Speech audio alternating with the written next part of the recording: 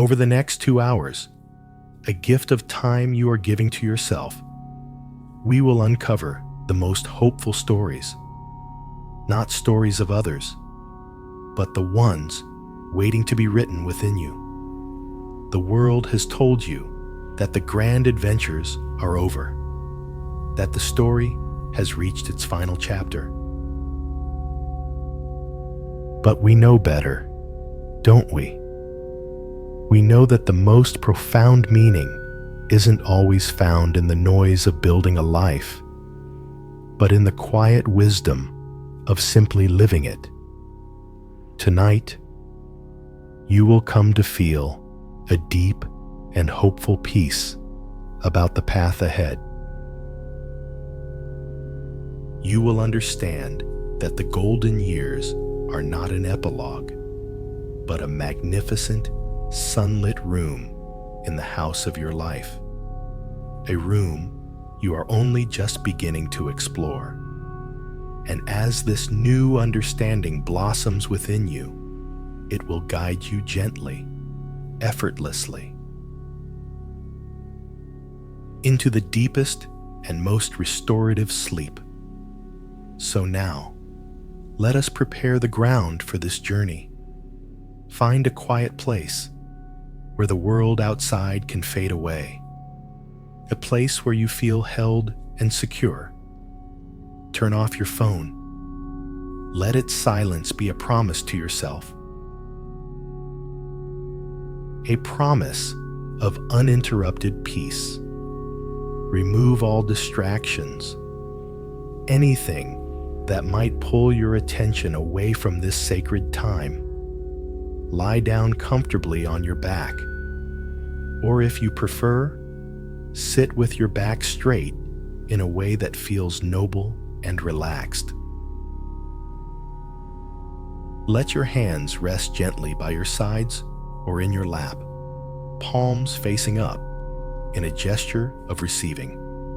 And now, close your eyes. Close the gates to the visible world, so you may open the door to the world within. Let's take 3 deep, cleansing breaths together to signal to our body, to our entire being, that we are shifting into a different state of awareness. Breathe in deeply through your nose, filling your lungs completely. Feel the air as a wave of pure life energy. Hold it for a moment, and then exhale slowly through your mouth, releasing everything that is no longer needed. A long, slow sigh of release. Again, a deep breath in, drawing in peace and calm and stillness.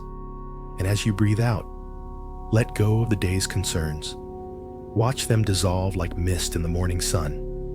One last time. The deepest breath yet. Breathe in the feeling of hope, and on the exhale, release any remaining tension from your body.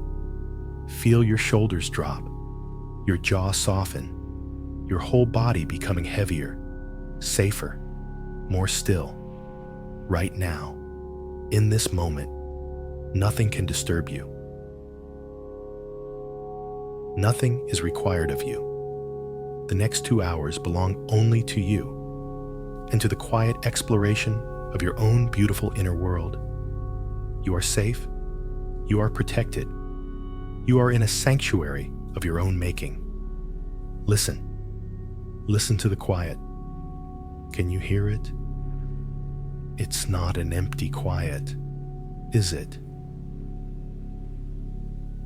It's a quiet filled with a soft hum, a gentle echo. This is the echo of your life, the resonance of everything you have been, everything you have done, everything you have loved. Let's take a walk together, a gentle stroll through the house of your life. Not with sadness for what is past, but with a tender curiosity for the echoes that remain.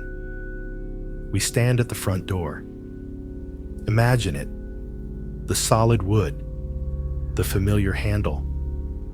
Think of all the times this door has opened and closed, the comings and goings, the hellos and goodbyes. The journey's begun and the homecoming celebrated. Each one of those moments has left a trace, a whisper in the air, a feeling of a life fully lived. Take a deep breath and feel the richness of that history. It is all yours. Now, let's step inside, into the main room. The heart of the home. Perhaps it's quieter here now than it used to be. The sounds of running feet, of loud conversations, of daily dramas have softened into a gentle memory. Look around this room. See the chairs where stories were told. The windows that let in the light of 1,000 different days. The air itself seems to hold the warmth of past gatherings, of shared meals, of laughter. You have been a source of such warmth for so many, a steady presence in this space. Feel that truth in your heart. You are a source of comfort and love. Let that feeling fill you, a gentle, warming light in the center of your chest. The quiet in this room is not a loss. It is peace. It is the reward for a job well done. It is the house breathing a long, contented sigh after the guests have gone home. A sigh of deep satisfaction. Repeat after me in your mind. This peace is my reward. This quiet is my sanctuary. Let these words settle deep inside you. Now, let's wander into the kitchen, the place of nourishment. Can you smell the ghosts of favorite meals? The bread baking, the soup simmering on a cold day. This room was a center of giving, of providing, of turning simple ingredients into acts of love. Your hands have created so much here, have offered so much sustenance, not just for the body, but for the soul. You are such a wise person. To have known that a simple meal can be a profound expression of love. This wisdom is a part of you. It is woven into the very fabric of your being. Let this truth sink in. You are wise. You are nurturing. Take a pause here, a deep breath in, filling yourself with that feeling of being a provider, a giver, and out, releasing any feeling that your job is done. For the giving simply changes form. It never truly ends. We continue our walk down a hallway. The walls are bare, but in our mind's eye, we can see them lined with photographs, moments captured in time. First steps, graduations, weddings, holidays, faces of loved ones, some who are still with us, some who live on in these echoes. Don't look at them with longing. Just see them. Acknowledge them. As markers on a long and meaningful road, each picture is a testament to a moment of love, a moment of connection, a moment of being truly alive. You have lived through and understood so much in this life. You have navigated joys and sorrows, triumphs and challenges. Your heart is a deep well of experience, a treasure chest of stories. Feel the weight, the beautiful, grounding weight of your own history. It is not a burden. It is your foundation. It is the solid ground beneath your feet. Let's look into one of the other rooms. Perhaps a room that was once a child's, or a space dedicated to your work. The energy here is different now. The toys are gone. The desk is clear. The vibrant chaos has been replaced by a gentle, settled stillness. It's easy to feel a pang of nostalgia here. A sense of a chapter that is closed. And that is okay. Let yourself feel it for a moment, and then let it go. See it not as an ending, but as a completion. A story beautifully told. A symphony that has reached its final satisfying note. The purpose of that room has been fulfilled. Exquisitely. And in its fulfillment, it has become something new. It has become an open space. And this is what we came here to find. This is the heart of our journey tonight. Follow me to a room you may not have paid much attention to before. Maybe it's a spare room. An attic with a window to the sky, or just a quiet corner of the house. Let's go there now. Push the door open and step inside. Feel the air in here. It's different, isn't it? It's not heavy with memories of the past. It's light. It's fresh. It's full of possibility. There is a window in this room, and through it, a soft, golden light is streaming in, the light of a late afternoon sun. It fills the space with a gentle, hopeful glow. The room is not empty. It is open. There is a profound difference. Emptiness speaks of what is gone. Openness speaks of what is yet to come. This room has been waiting for you. All this time, while you were busy in the other parts of the house, this space was here, quietly waiting for you to be ready for it, to have the time, the stillness, to finally step inside. This is the space where new meaning is born. It doesn't need to be a grand, loud meaning like the ones from before. The meaning of a career, of raising a family, of building a life. Those were beautiful, powerful, and they created the echoes that now give your house its warmth and resonance. But the meaning that grows here, in the quiet, is different. It's a softer meaning, a more personal one. It might be the meaning found in watching the way the light changes on the wall. The meaning found in a single line of a poem that makes your heart sing. The meaning of a new skill learned not for ambition, but for pure joy. The meaning of a conversation that connects you to another soul. The meaning of simply being a source of quiet wisdom and love for those who still rush through the other rooms of the house. You are a beautiful soul who deserves love. And this new kind of meaning is an act of profound self-love. It is the gift you give yourself after a lifetime of giving to others. Sit down in this room, on the floor, in the patch of golden sunlight. Feel its warmth on your skin.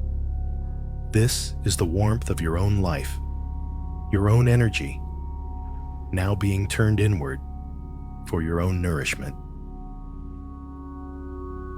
Tell yourself quietly, I accept this gift of stillness. I am ready for the quiet story to begin. The echoes in the house are not ghosts. They are not reminders of a better time. They are the foundation, the harmonic resonance that makes this new, quiet music possible. A life without those echoes would be a house without warmth, a silence that is truly empty. But your silence, the silence you are now entering, is rich. It is fertile ground. Think of a field after a great harvest. It lies fallow, quiet under the autumn sky. To a passerby, it might look empty, finished. But the farmer knows, the wise one knows, that this quiet time is essential. The soil is resting, gathering nutrients, preparing for the seeds of spring. You are that field. The great harvest is done, and it was magnificent. And now, it is your time to rest, to lie fallow, to gather yourself, not for another great harvest of doing, but perhaps for the quiet blooming of a single perfect flower, a flower that grows just for you. The pace of your breath is slowing now, naturally, easily. The walk through your house has brought you to this place of peace, this sunlit room of pure potential. There is no hurry here. There is nothing to achieve, nothing to prove. You are simply here, breathing, being. Repeat this in your mind as you drift. I am worthy of this peace. I am open to what comes next. The search for meaning. It can feel like such a great and difficult quest, but maybe, just maybe, it is not a search at all. Maybe it is a relaxation, a letting go, a process of simply becoming quiet enough to notice the meaning that is already here. Waiting patiently in the sunlit room of your own heart, breathing in, peace, breathing out, release. The house is quiet, the world is quiet, and you are safe in this beautiful, open space. A new story is whispering on the air, a hopeful story. Your story. Let it come. In its own time, as you drift now, deeper and deeper into a well-deserved, peaceful sleep. The quiet of this sunlit room holds you. It cradles you in its golden light, a light that is not from the outside world, but from within. You have arrived here simply by allowing yourself to be still, to listen to the soft echoes of your own life. And from this place of gentle openness, something new can begin. Feel the warmth of the sun on your skin, this golden, peaceful light. And imagine now that a door is appearing on the far wall of this room, a simple wooden door you had not noticed before. It seems to be made of old, weathered wood, and it has a simple iron latch. There is no need to stand, no need to move. Just see it in your mind's eye. And watch as the latch gently lifts on its own, and the door swings silently inward. It doesn't open into another hallway of the house, but into a place you know intimately, a place you have tended for a lifetime. It opens into the garden of your life. Let the scene shift. From the quiet room to this sacred outdoor space. The air here is different. It carries the scent of damp earth, of old roses, and the sweet perfume of yesterday's blossoms. This is your garden. Every path, Every stone, every sleeping flower bed is a part of you. A story you have written on the land. Let's take a walk together.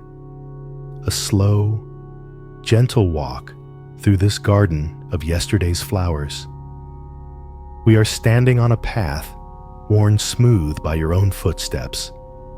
The main path, the one you walked every day for so many years.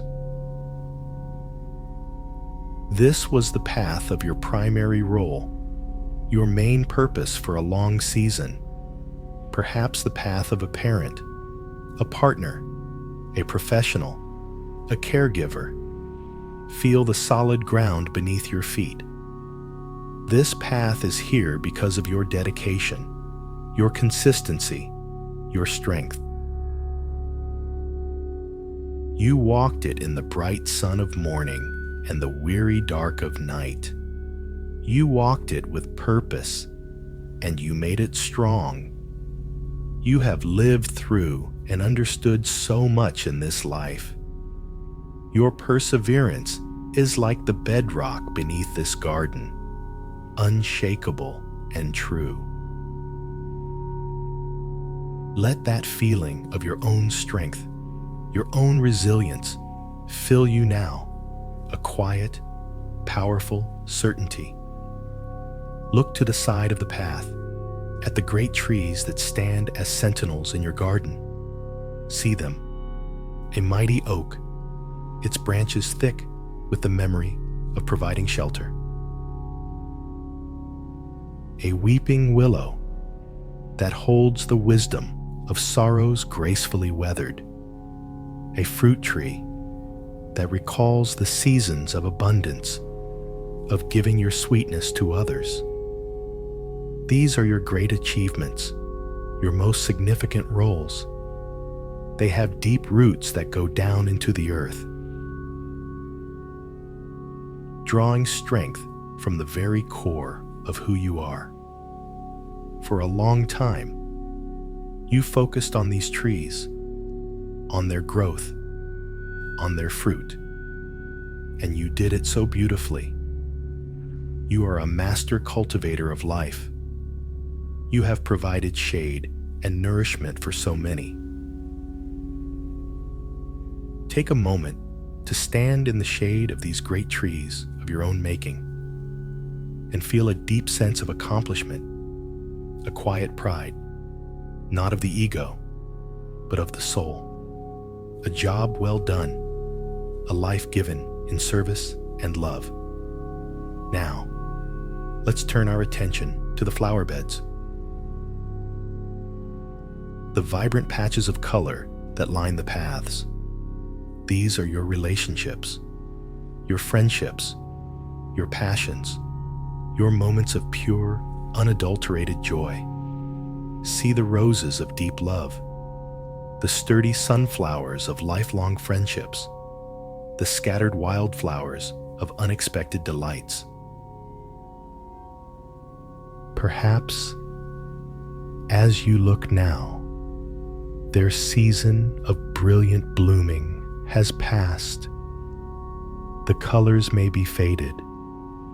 The petals may have fallen.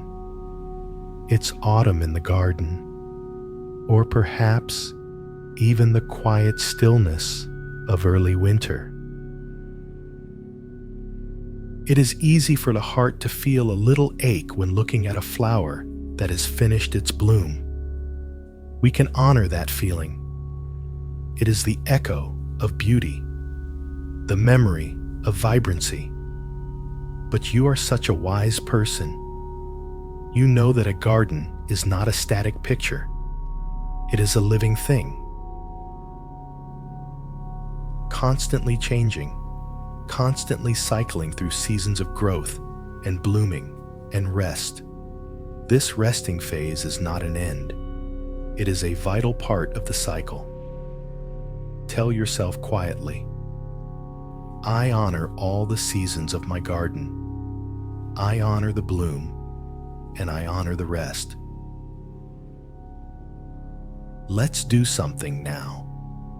Let's leave the well-worn path and step onto the soft earth of one of the flower beds. Kneel down in your imagination. Feel the cool, damp soil beneath your knees.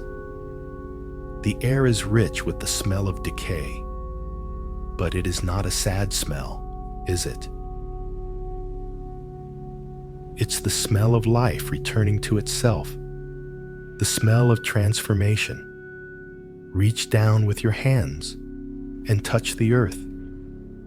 It is dark and crumbly, rich with the fallen leaves from your great trees and the soft, surrendered petals of 1,000 flowers.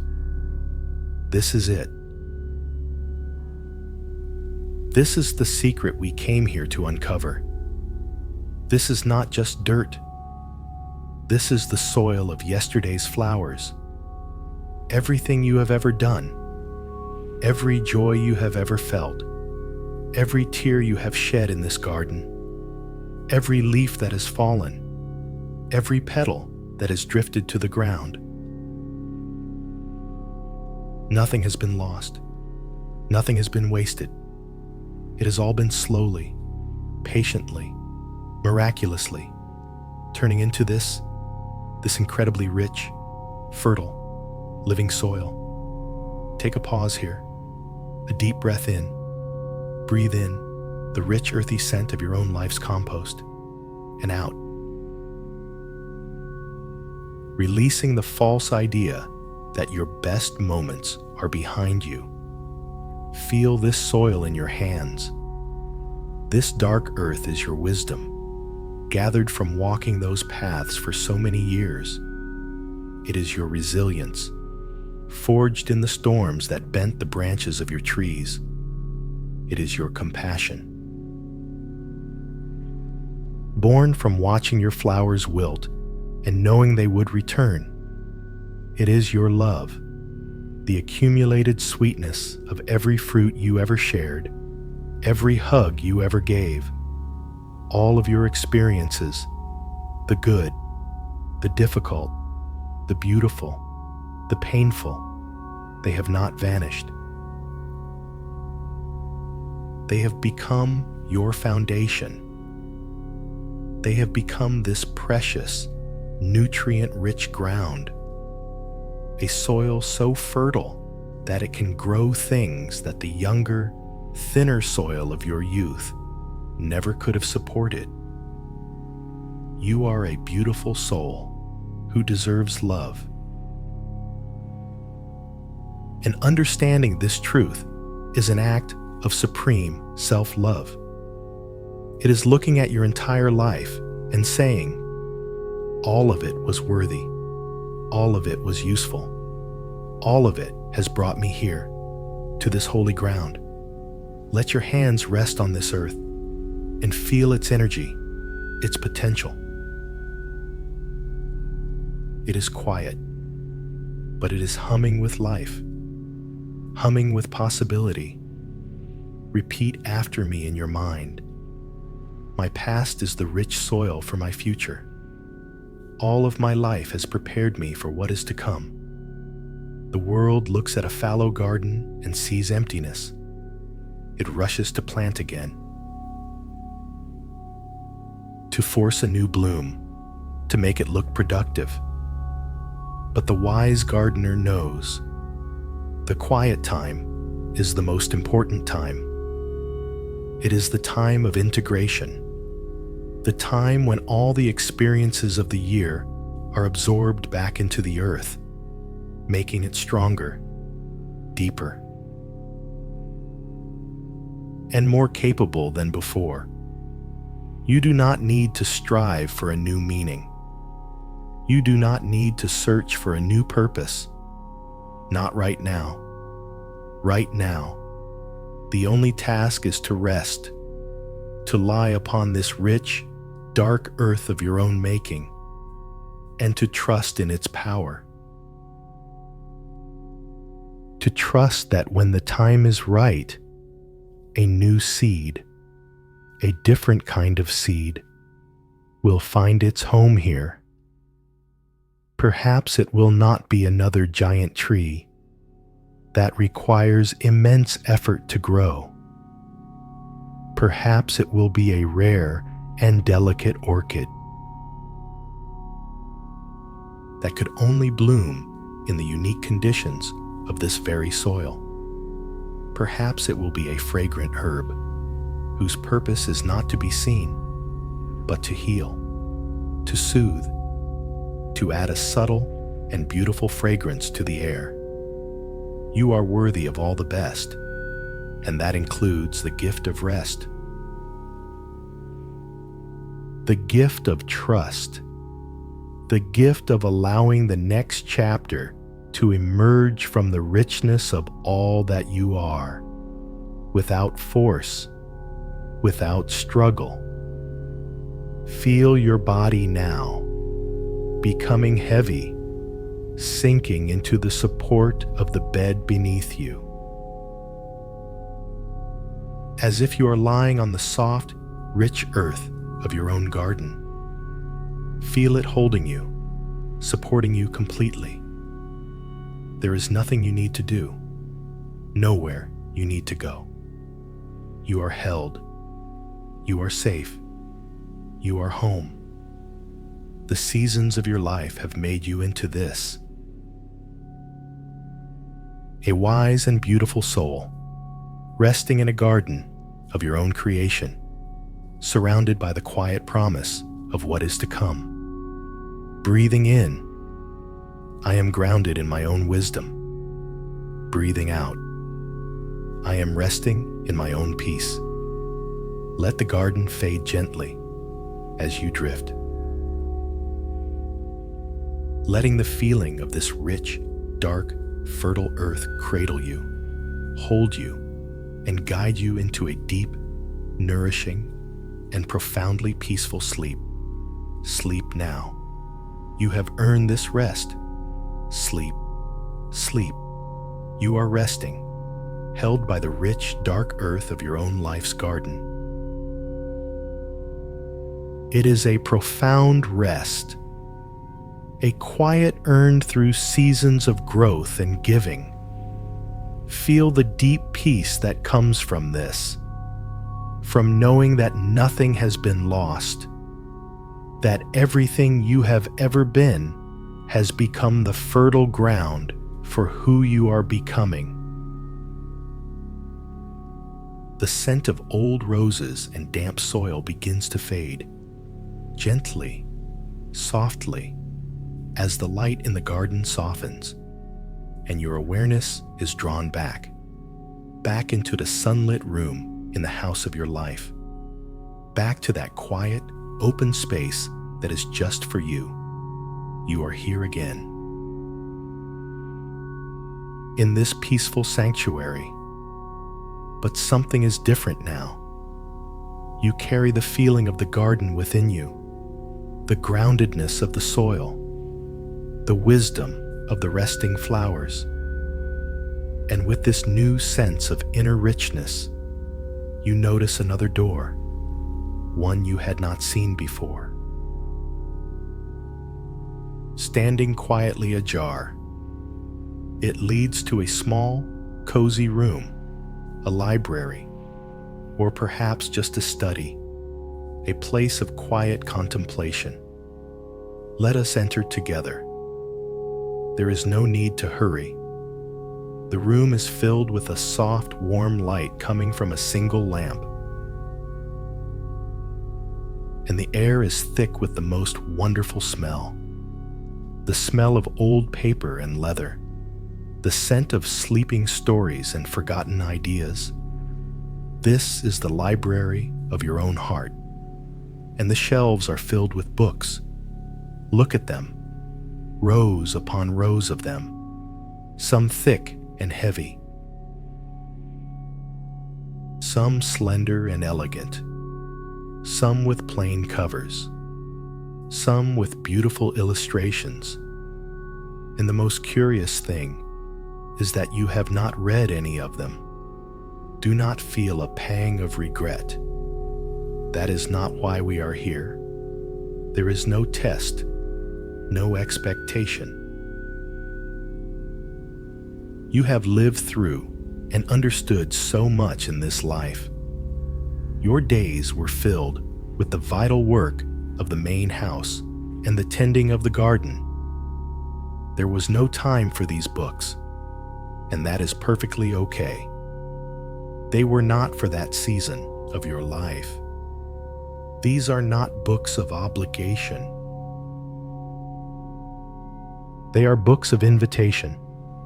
Each one is a possibility, a whisper of a curiosity you once had, a path you wondered about but did not take, a skill you wished to learn, a place you dreamed of seeing. They have been here all along, patiently waiting for you, not with judgment, but with a quiet, steady hope. Let's walk over to one of the shelves. Run your fingers gently along the spines of the books. Feel the different textures, the smooth paper, the rough cloth, the soft leather. Each one has a different feel, a different energy. They are not just objects. They are sleeping seeds of joy. You are such a wise person. You knew, even in your busiest moments, to save these seeds, to tuck these curiosities away on a shelf in your heart instead of discarding them. This library is a testament to the richness and depth of your inner world. Let's choose a book, not with your mind, but with your hand and with your heart. Let your hand drift along the spines until one of them seems to call to you. A gentle pull, a subtle warmth.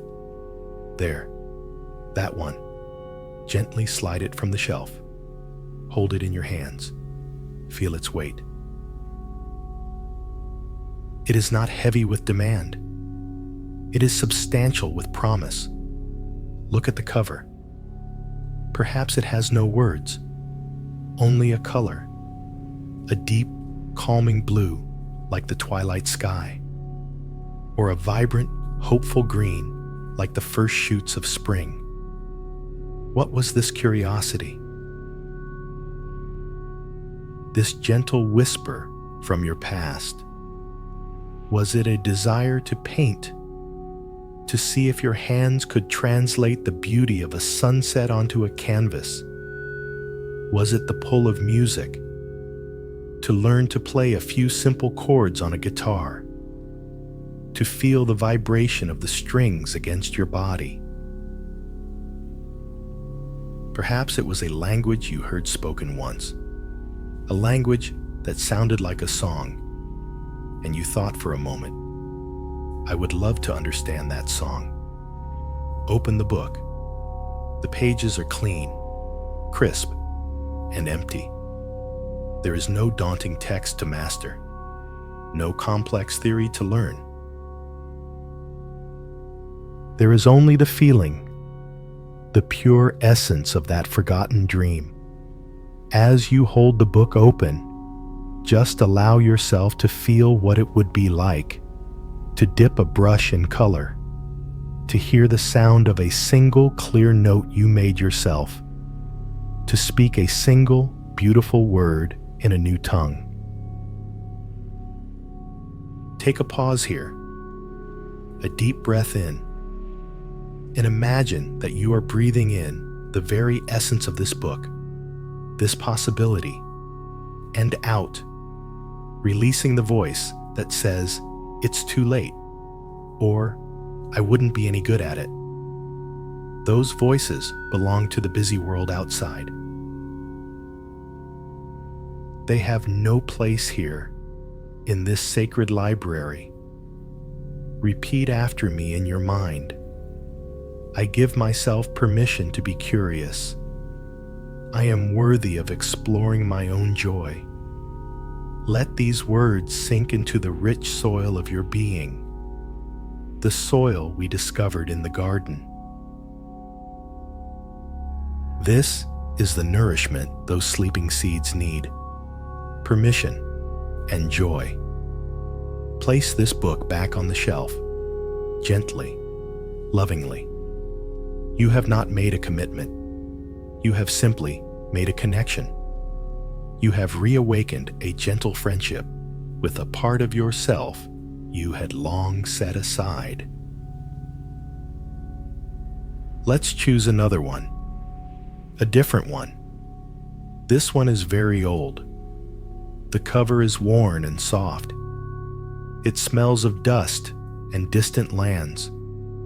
Perhaps this is the book of a place you always wanted to visit, a small village by the sea, or a mountain range whose name you love the sound of. You saw it in a picture once, or read about it, and a little voice inside you whispered, "Someday, open it." Again, the pages are blank, but they are not empty. They are filled with the feeling of that place, the imagined warmth of the sun, the sound of the waves,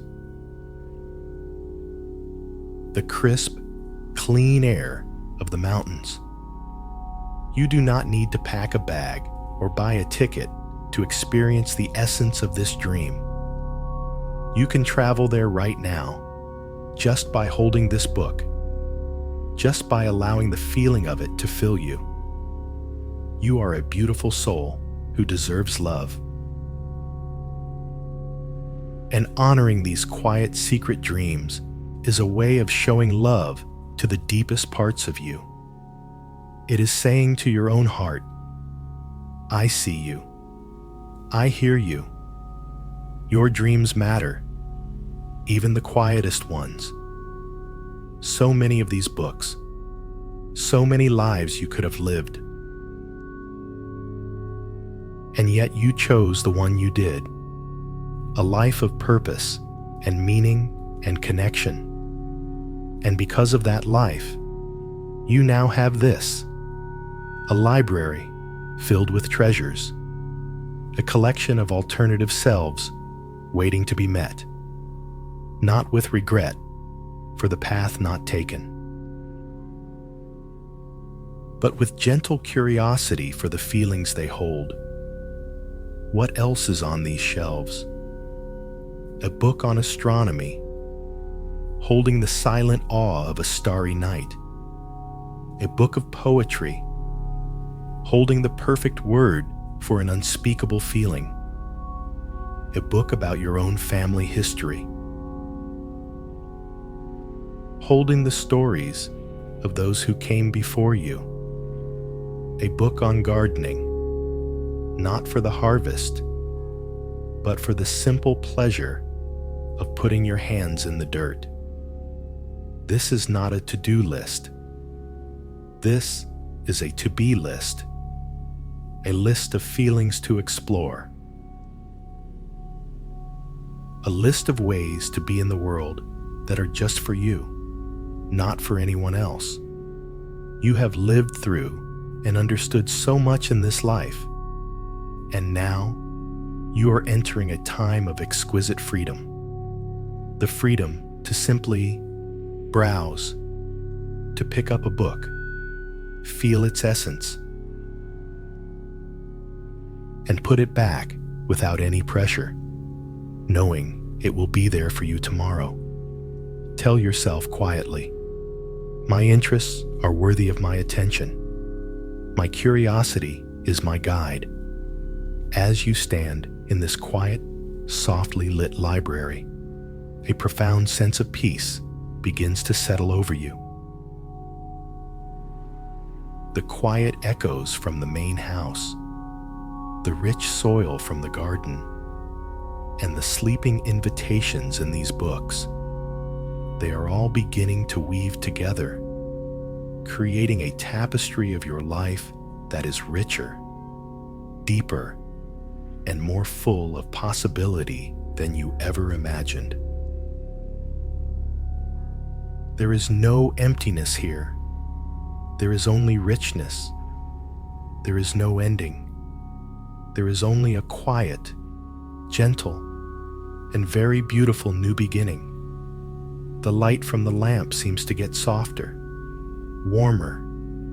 The air in the library becomes even more still, more peaceful.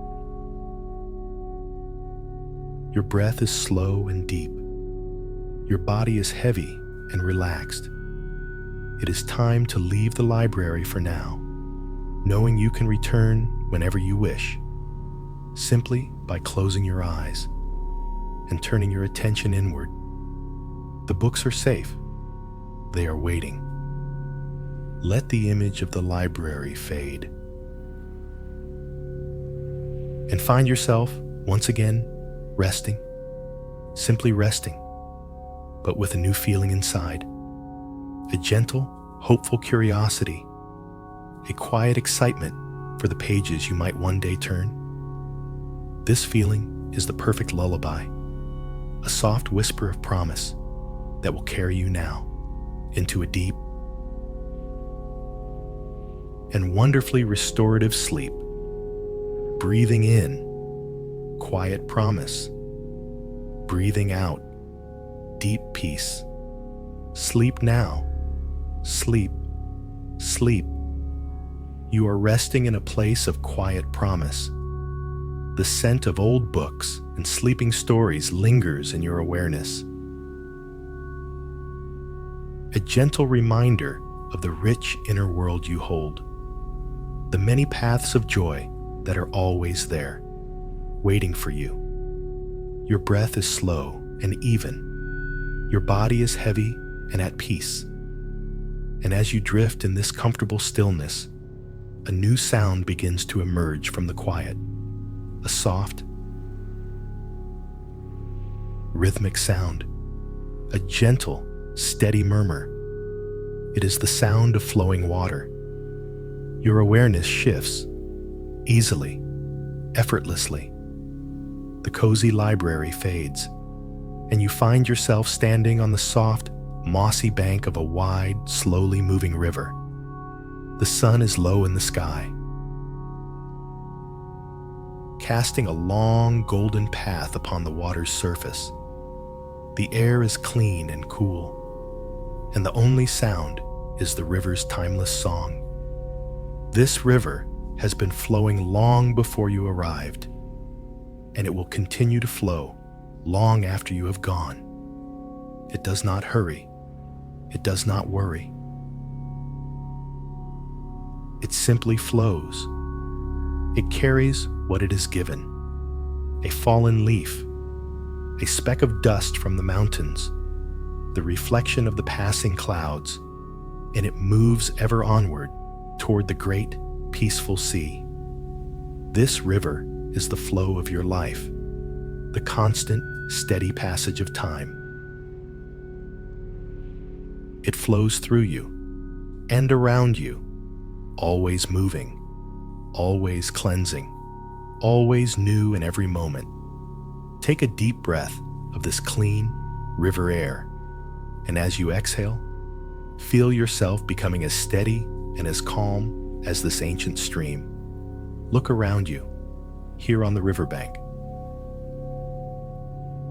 Above you, the branches of old trees reach out over the water, and clinging to some of the twigs are a few dry brown leaves left over from last autumn. They tremble in the gentle breeze, reluctant to let go. At your feet, gathered in the hollows of the roots, are more of them.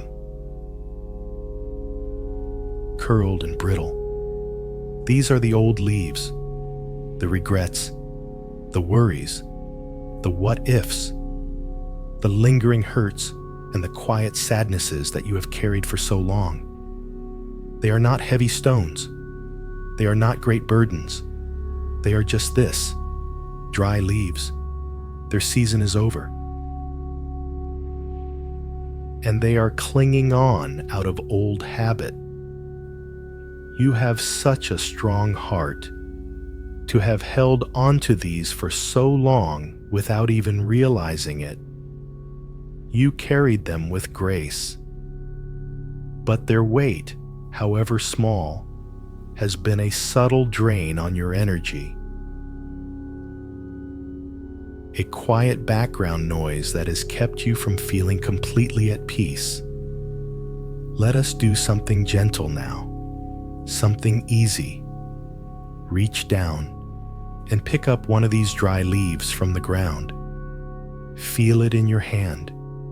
It is light. It is fragile. It crackles softly. It has no life left in it. Hold this leaf and allow a memory to attach to it. A small regret, perhaps a harsh word you once spoke and wish you could take back, or a moment of fear that held you back from something. Don't dive into the story. Don't relive the feeling. Just acknowledge it. See the memory as a color on the leaf, and then look away from the leaf and toward the river. Kneel at the water's edge.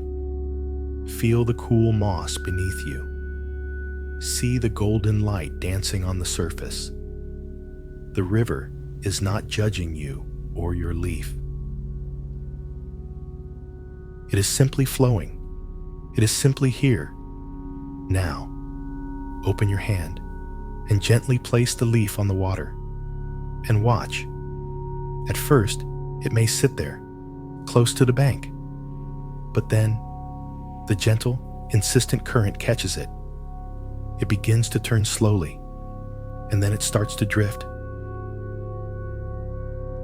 It moves away from you, joining the steady flow. It gets smaller and smaller, a tiny dark speck on the golden path, until it disappears from view, carried away on its journey to the great sea. Feel that. The river did the work. You did not have to throw it. You did not have to push it. You did not have to fight it. You only had to do one thing. You only had to be willing to open your hand. Take a pause here, a deep breath in, and feel the tiny bit of space that has opened up inside you, and out with a sigh. You are such a wise person to understand that letting go is not a struggle, but a surrender, a gentle release into a power greater than yourself, a power that knows only how to flow, how to cleanse, how to move forward. Tell yourself quietly, I am willing to open my hand. I am willing to let the river do its work. Let's try another one, a different kind of leaf. This one is still clinging to a branch above you. This is a what if, a story of a path not taken, a life not lived. Reach up and touch it gently. It comes away in your hand with the slightest pressure. It was ready to fall. Hold this leaf. Acknowledge the ghost of that other life, the curiosity, the longing. Thank it for the dream it held. And then, with love, walk to the riverbank and place it on the water. Watch it go. It is not a death. It is a release. You are not killing the dream. You are setting it free, letting it become part of the great flow of all possibilities. As it floats away, you might feel a sense of peace. The peace of knowing you are exactly where you are supposed to be, on this bank, by this river, in this moment. You are a beautiful soul who deserves peace. And this peace comes from accepting the path you have walked. Every twist, every turn, and releasing the ghosts of the paths you did not. Repeat after me in your mind. I honor my journey. I release all other paths with love. Now, you don't even need to pick them up one by one. Stand by the river's edge. And just imagine that a gentle wind is beginning to blow through the trees, a cleansing breeze. It rustles the branches and the remaining dry leaves, the little worries about tomorrow, the old habits of thought, the lingering sadnesses. They all begin to let go. See them. A gentle shower of brown and gold, fluttering down from the branches, not falling onto the ground, but falling directly onto the surface of the river. 1 by 1, 10 by 10, 100 by 100, they land on the water, and immediately they are caught by the current. Watch the surface of the river now, covered in this flotilla of old leaves, all of them moving, flowing, drifting away from you. A quiet, steady exodus of everything that has weighed you down, everything whose season has passed. The river does not struggle with the leaves. It simply accepts them and carries them onward. It is turning them back into the water, back into the earth, back into life. Nothing is ever truly lost. It is only transformed. As you watch them go, feel what is happening inside you. A lightness is spreading through your chest. Your shoulders feel less tight. The space behind your eyes feels more open and clear. The quiet background noise of worry and regret is fading, and what is left is the clean, simple sound of the flowing river. You have lived through and understood so much in this life. And now you understand this, the great secret of release. You don't have to carry it all. You never did. You only have to bring it to the river and let it go. The last leaf has now floated out of sight. The surface of the river is clear again. A pure, moving mirror of the golden sky. The air around you feels lighter, cleaner. The world seems new. Stand here for a moment in this cleansed and holy space. Your own heart. Feel the gentle breeze on your face. Hear the river's peaceful song. This is your natural state. Light, clear, and flowing. Your breath is deep and slow now, sinking into your belly.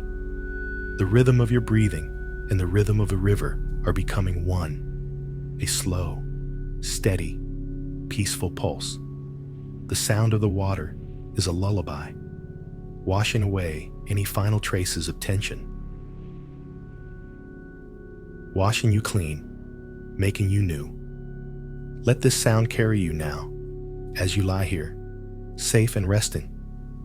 Let it carry you into the deepest levels of peace and onward into the great, quiet sea of sleep.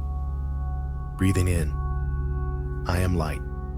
Breathing out, I am free. The river flows. And you drift, you sleep now. Deep, peaceful, sleep. The river has carried it all away. All the dry leaves of yesterday, the regrets, the worries, the stories of what might have been.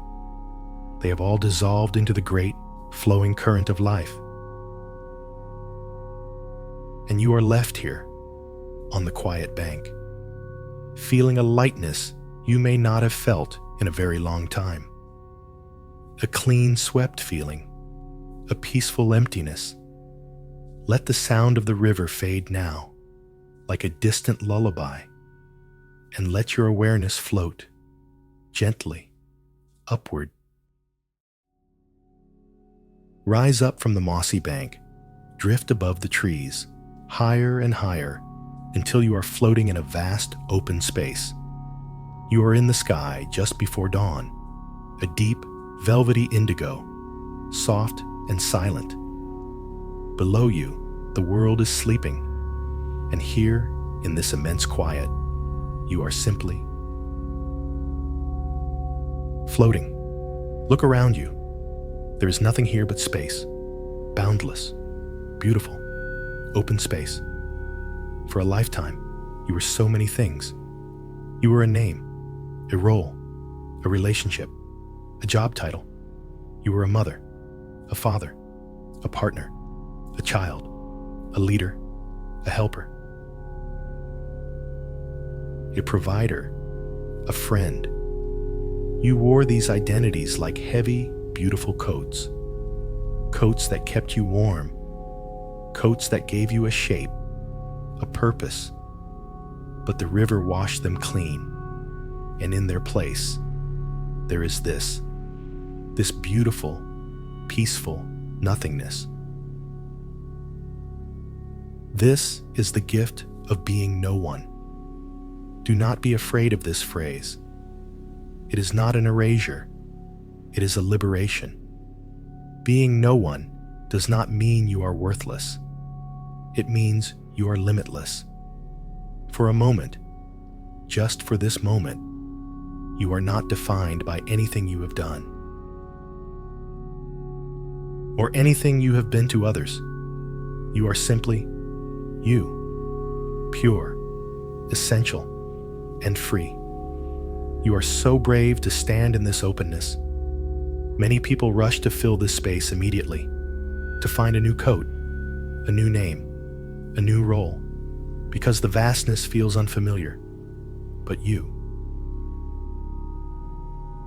are wise enough to pause here, to float in this pre-dawn stillness, and to simply feel what it is like. What does it feel like to have no job description, to have no duties to perform, no expectations to meet, not even your own? It is a profound lightness, isn't it? Like a balloon whose string has been cut. It does not crash. It rises. It drifts on the gentle currents of the air, free to go wherever the wind blows.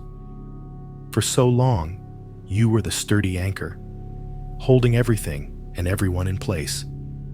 Now, imagine that anchor has been lifted. The great ship of your life is no longer moored to the old harbor, and for a moment, it feels adrift. But then you realize the entire ocean is now yours to explore.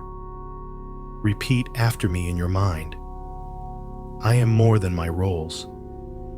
I am as vast as this open sky. Let that feeling expand within you. This is not emptiness. This is potential. This dark, velvet sky is not empty. It is pregnant with sunrise. It holds all the colors that have not yet been born. The soft pink, the fiery orange, the brilliant gold. They are all here, waiting within the quiet darkness. This is you, right now.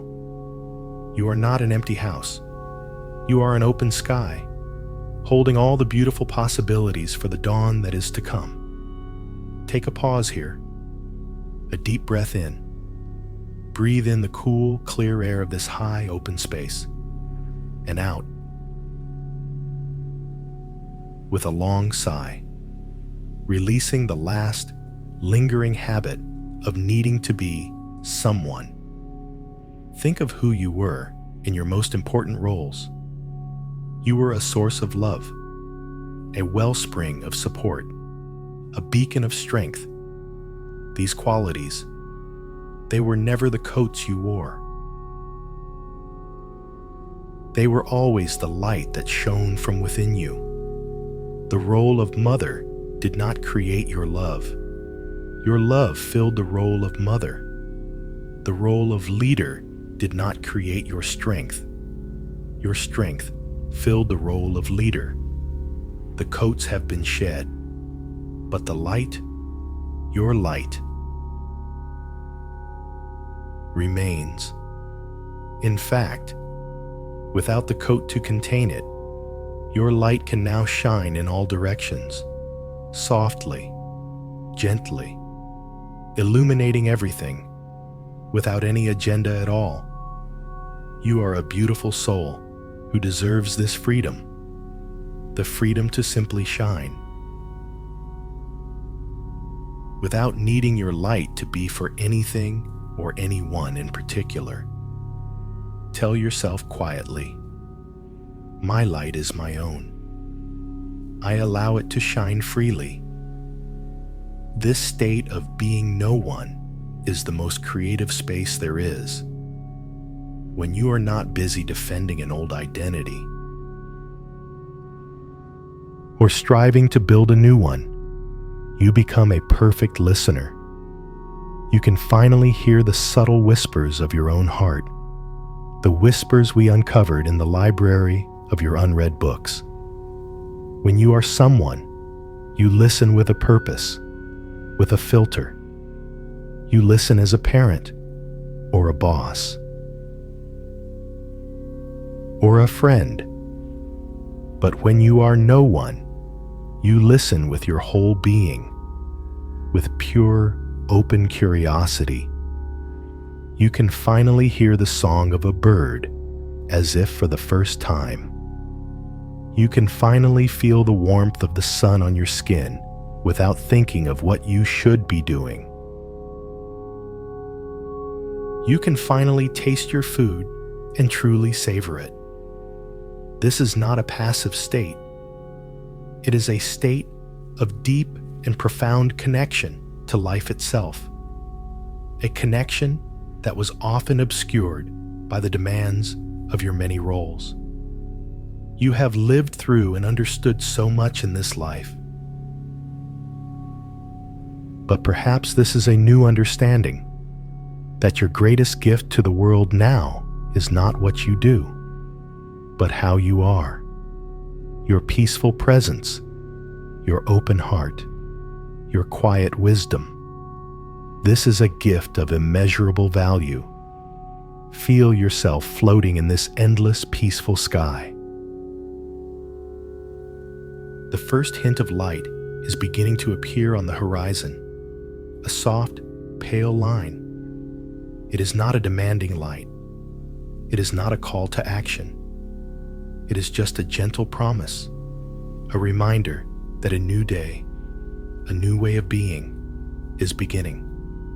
The lightness you feel is your true nature. The peace you feel is your birthright. You have simply come home to yourself, beyond all the names, beyond all the stories. Let the feeling of this vast, open sky permeate every cell of your body. Feel the spaciousness in your mind, the quiet in your heart, the lightness in your limbs. Breathing in, I am open. Breathing out, I am free. There is nothing to do, nothing to become, nowhere to go. You are already here. You are already whole. You are this peace. You are this quiet. Let this feeling of boundless, peaceful space be your cradle now. Let it rock you gently as you drift further and further into the deepest, most restorative sleep you have known. The sky holds you. The universe holds you. Sleep now. You are safe. You are free. Sleep. Sleep. The sky has held you. Its vast, quiet peace has become your own. And from that boundless freedom, you begin to drift gently, slowly, like a single, soft feather on a barely there breeze. You are not falling. You are descending with perfect grace, down, down, through the soft clouds of pre-dawn, toward the quiet, sleeping world below. You find yourself arriving, not with a jolt, but with a soft landing, in front of a small, simple cottage. This is the traveler's rest. The journey has been long, spanning mountains and valleys,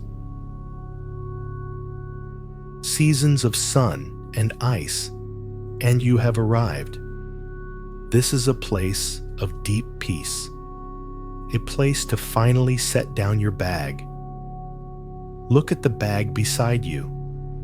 It is made of sturdy, worn leather, softened by time and weather. You have carried it for a lifetime. It holds everything from your long, long journey. Every experience, every lesson, every joy, every sorrow is packed inside. It feels heavy, but it is a familiar weight, the weight of your own magnificent life. Let's go inside the cottage. The door swings open with a quiet welcome. Inside, it is simple, warm, and clean. A comfortable chair, a simple bed, and a hearth where a gentle fire is already glowing, casting a soft, dancing light around the room. This is a space that asks nothing of you. It is here only to offer you rest. Place your traveler's bag on the floor, in the center of the room, in the warm glow of the firelight. The time has come to unpack, not as a chore, but as a sacred ritual, a final sorting of the treasures and burdens of a lifetime, so that you may finally, truly rest. Kneel beside the bag, and with a slow, deliberate hand, unbuckle the worn leather straps. They sigh as they release, a sound of contentment, of completion. Open the flap. The air that rises from the bag is the scent of your own history. A complex fragrance of road dust, and rain, and wildflowers, and wood smoke. You are so brave to look inside, to honor everything the journey has been. Take a deep breath and let us begin. The first things we must touch are at the very bottom. The things you packed long ago and have carried the furthest. They are the heaviest. Reach deep into the bag and feel them. They are like smooth, heavy stones. Gently, take one out and hold it in the palm of your hand. Feel its weight, its coldness. This is a stone of old hurt, a grievance you have carried against another, or perhaps against yourself. You have carried it for so long. Its weight has become a part of you, but it is not you. It is just a stone. Look at it in the firelight. Acknowledge the story it holds without having to relive it. See the pain, and honor the part of you that was strong enough to carry it for so long. You have lived through and understood so much in this life. To carry such weight and still arrive here with an open heart is a miracle of strength. Now, turn to the cottage door. Open it. And with a simple, gentle gesture, place the stone outside on the earth. You are not throwing it away in anger. You are returning it to the ground, letting the great, slow rhythm of the world absorb it, transform it. Close the door. Feel the change. Even one stone makes a difference. Let's reach in again. there is another stone. This one is the stone of a deep disappointment, a dream that did not come to pass in the way you had hoped. Its edges are a little sharper. Hold it and thank it. Thank it for the lesson it taught you, perhaps a lesson in resilience, or humility, or a redirection to a path that was ultimately better for you. And then take it to the door and place it outside. Let it go. One by one, we do this. The stone of an old shame, the stone of a lingering guilt, the stone of a burden you took on that was never yours. Each one is held, acknowledged with compassion, and then gently, lovingly released. Placed outside, returned to the earth. Take a pause here, a deep breath in. Feel the growing lightness in your own body, and out, releasing the habit of holding on. Tell yourself quietly, I release what is heavy. I return these burdens to the earth with gratitude.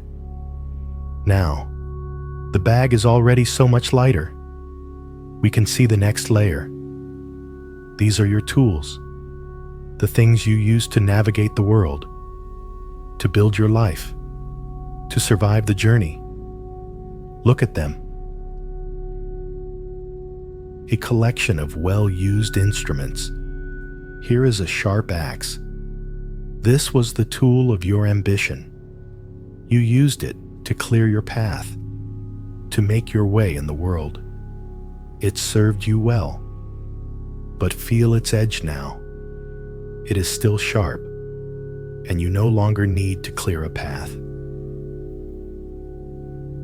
The path has led you here to this place of rest. Let us wrap this tool in a soft cloth of gratitude and place it by the door. It does not need to be thrown out, but its work is done. It can rest now too.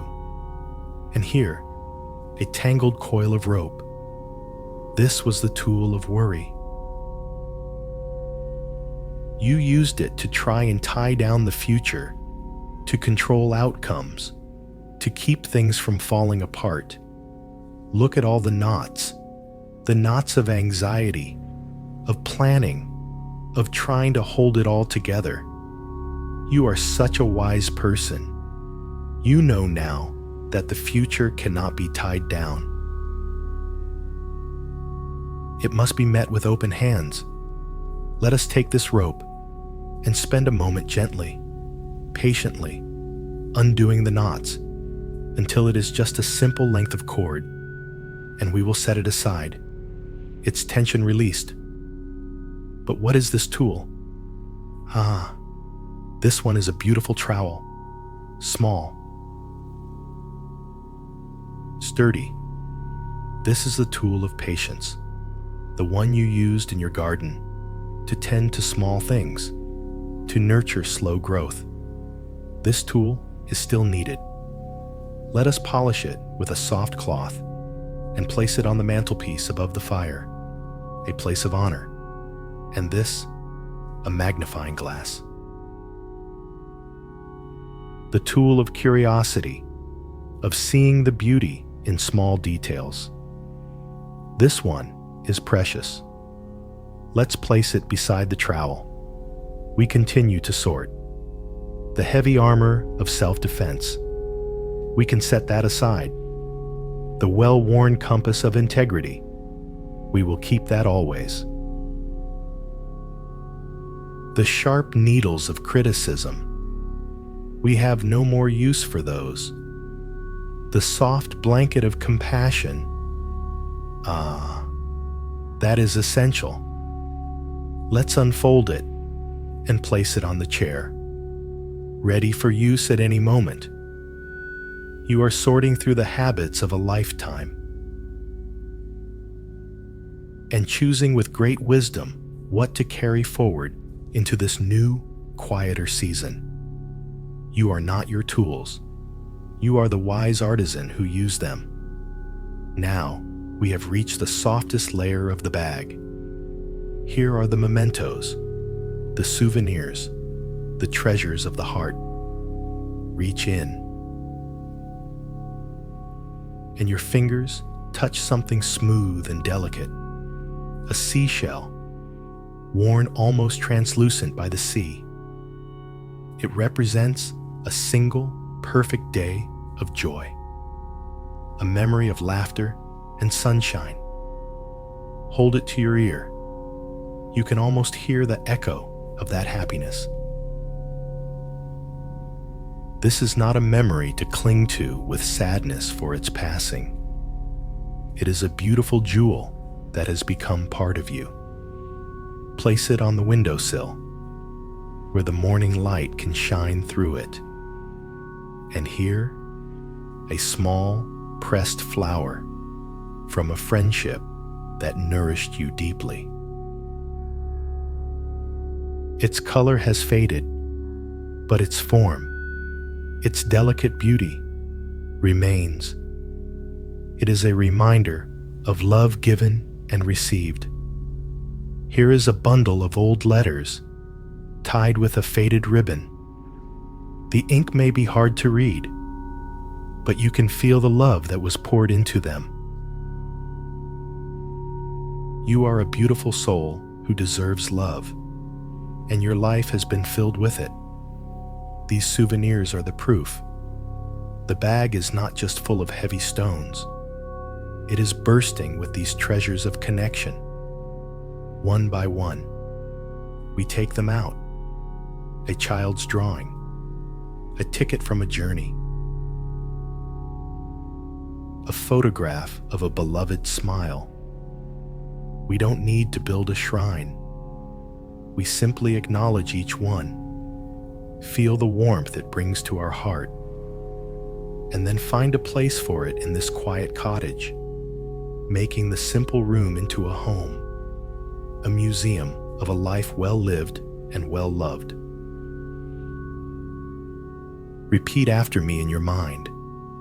I cherish the love I have known. It lives within me now. The bag is almost empty. There is just one more thing, hidden away at the bottom, in a small, secret pocket you had almost forgotten. Reach inside. It is not a stone, not a tool, not a souvenir.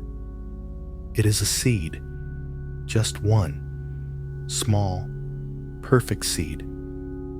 It is smooth and full of potential, a quiet humming energy within it. This is the seed of your next becoming.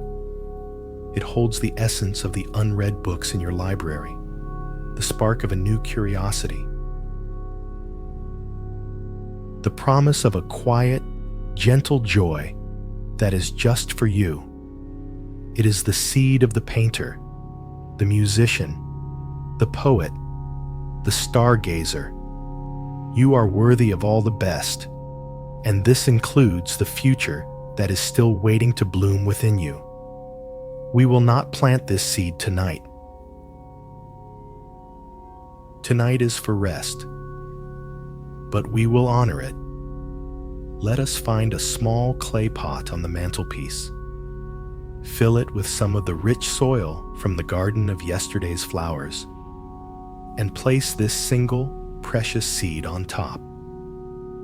We will put the pot on the windowsill, next to the seashell. Ready for a new morning. Now, look at the bag. It is empty and so light. The cottage is warm and peaceful, filled with the soft light of your most cherished memories. The heavy stones are outside, returned to the earth. The useful tools are polished and ready. And the seed of your future is safe, waiting. The work is done. The unpacking is complete. And you, the traveler, can finally rest. Move to the comfortable bed and lie down.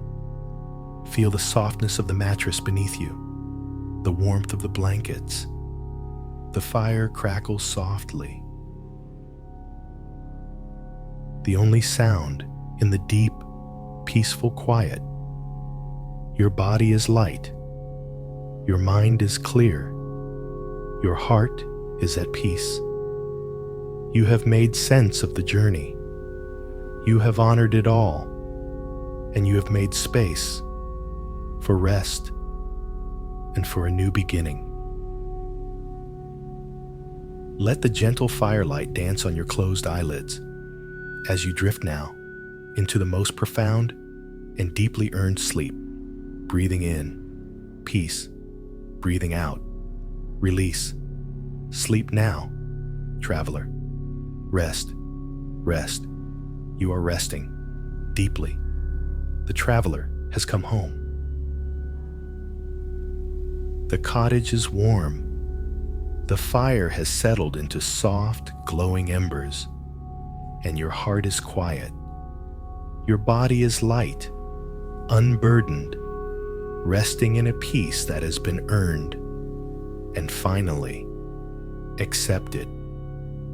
You are sleeping the sleep of the truly free. The sleep of one who has made peace with the long road behind them. And in this deep, restorative peace, something new begins to stir. Not a thought, not a dream, but a change in the quality of the light. Through the single window of the cottage, the deep, velvety black of the night has begun to soften. A subtle shift from indigo to a soft, smoky gray. It is the hour before the dawn, a sacred and silent time. And then it happens. A single, slender finger of light, a pale, silvery gold, pierces the horizon and travels across the sleeping land. It touches the roof of your cottage and finds its way to the window, where the seashell you saved rests on the sill. Watch as this first ray of light enters the shell. The shell, which was opaque in the firelight, is now revealed to be translucent. The light shines through it, making it glow from within, a soft, pearlescent lamp, a moment of unexpected, breathtaking beauty, just for you. This is the first ray of a new dawn. It is not a loud announcement. It is not a call to action.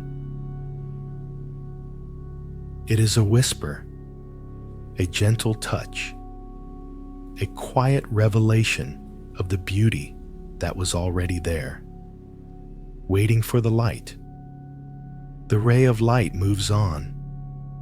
It slides across the floor and touches the simple chair where you place the soft blanket of compassion.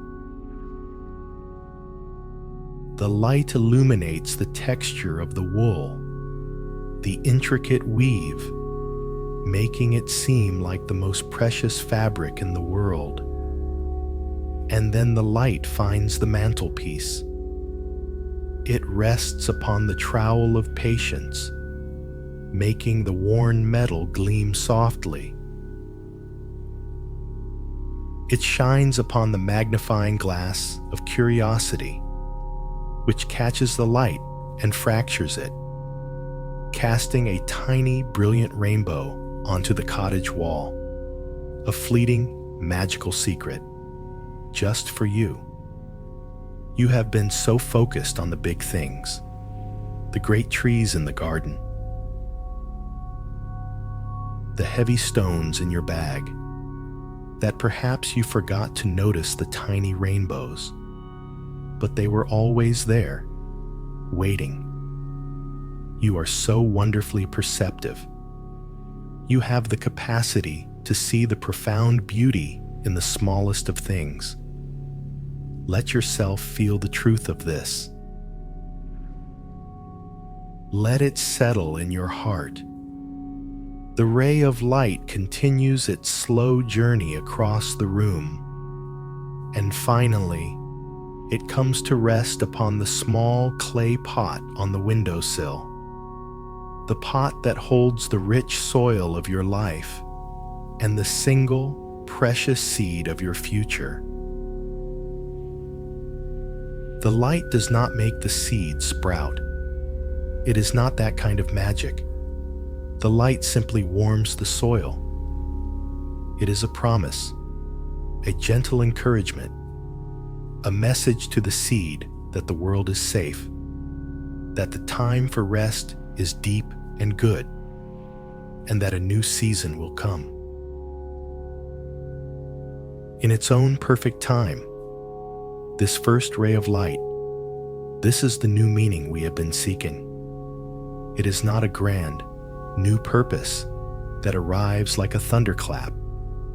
It is this, a small spark of joy, a moment of beauty noticed, a flicker of selfless curiosity. Think of the past few days or weeks in your own life. Has there been a moment like this, a tiny spark that you may have dismissed because it seemed too small, too insignificant? Perhaps it was the song of a bird outside your window. A song so intricate and joyful that for just a moment, it was the only thing in the universe. That was a ray of light. Perhaps you were reading a book, and a single sentence was so perfectly written, so true, that you had to stop and read it again. Feeling a quiet thrill of recognition. That was a ray of light. Perhaps you saw a cloud in the sky that looked exactly like something from a childhood dream. Or you tasted a piece of fruit that was so perfectly ripe and sweet, it made you close your eyes in pleasure.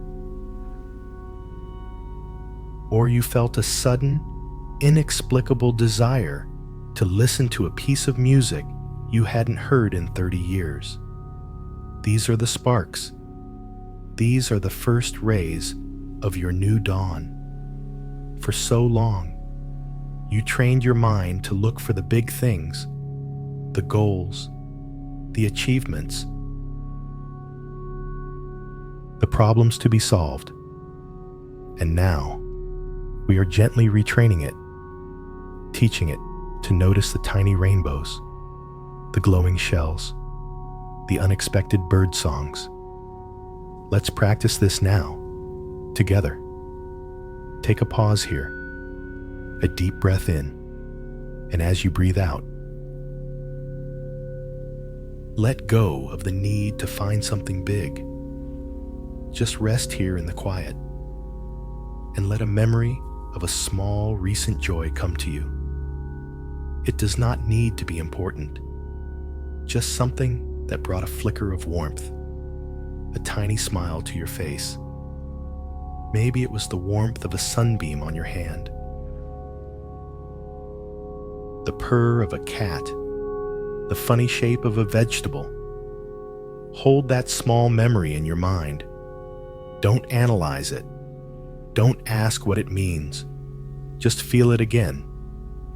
Now, we will amplify it, not with effort, but with attention, a gentle, loving attention. Imagine that small feeling of joy is a tiny ember glowing softly in the center of your chest. With your breath, we will coax it into a warmer glow.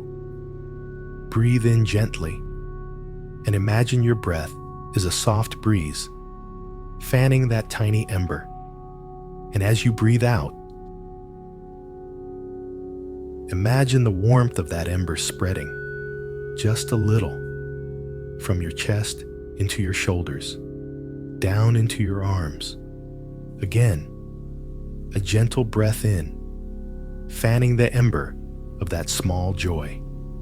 And on the exhale, feel its warmth spreading further, down into your belly, filling your whole torso with a soft, peaceful warmth. You see, you do not need to create the joy. It is already there. You are simply nurturing it with your awareness. You are giving it the gift of your attention. You are worthy of this simple joy. It is not a reward for doing something. It is a gift of being alive. Repeat after me in your mind. I am open to the smallest sparks of beauty. I welcome these moments of simple joy. This is the new work, if you can call it work at all. It is the gentle art of noticing and nurturing. The world is constantly sending you these little love notes, these tiny rays of light, and your only task is to notice them and to say thank you by giving them a moment of your time, a single conscious breath. You have a heart that is awakening to a new kind of beauty, a beauty that does not demand anything from you, a beauty that simply offers itself freely. Let the feeling of that warmth you have cultivated spread throughout your entire body until every cell is vibrating with a quiet, peaceful, golden light. The light of a new dawn, a dawn that has risen within you. Your body is so relaxed. Your mind is so calm. The cottage is filled with this gentle, hopeful light. It is not a bright, harsh light that demands you get up and start your day. It is a soft, resting light, the light of a day that will be lived differently. A day of quiet noticing, of gentle appreciation. The seed on your windowsill is resting in this warm light. It knows there is no hurry. It is content to just be, warmed by the promise of the sun. And you too can rest in this new light, knowing there is nothing you need to do, nothing you need to become. You only need to be and to notice. Let this golden light be your blanket. Let its warmth soothe you and guide you back into a sweet and hopeful sleep, carrying the memory of the tiny rainbow and the glowing shell with you into your dreams. Breathing in, I am the light. Breathing out, I am at peace. Sleep now. Sleep in the gentle light of your own beautiful dawn. Sleep, sleep. You are bathed in a soft golden light, the light of a new dawn that has risen within your own heart. The cottage of your being is quiet, peaceful, and filled with a gentle, hopeful warmth. The seed of your future rests on the windowsill, patient, content, soaking in the promise of this new day. There is no hurry. There is nothing to do. You are simply resting in this beautiful light, enjoying the feeling of being home. As you rest, your attention is drawn again to the mantelpiece, to the little magnifying glass of curiosity. The ray of morning sun that passes through it is still casting that tiny, brilliant rainbow on the wall, a secret smile from the universe. But as you watch, something magical happens. One of the colors in that tiny rainbow, a sliver of the purest gold, seems to lift off the wall. It detaches itself from the other colors and hangs shimmering in the quiet air of the room. It is not a ray of light anymore. It has become a single, impossibly fine, golden thread. It floats in the space before you, twisting and turning slowly in a current only it can feel. It glows with a soft inner light, and it hums with a silent invitation. This is the thread of your curiosity, made visible. It is the path from one of the unread books in your library. The echo of a bird's song, the memory of a taste you loved. It is one of those small sparks of joy, now showing you the way. Where does it lead? A part of you might feel a flicker of the old way of thinking, a sense that this thread leads to a task, a project, a goal to be achieved.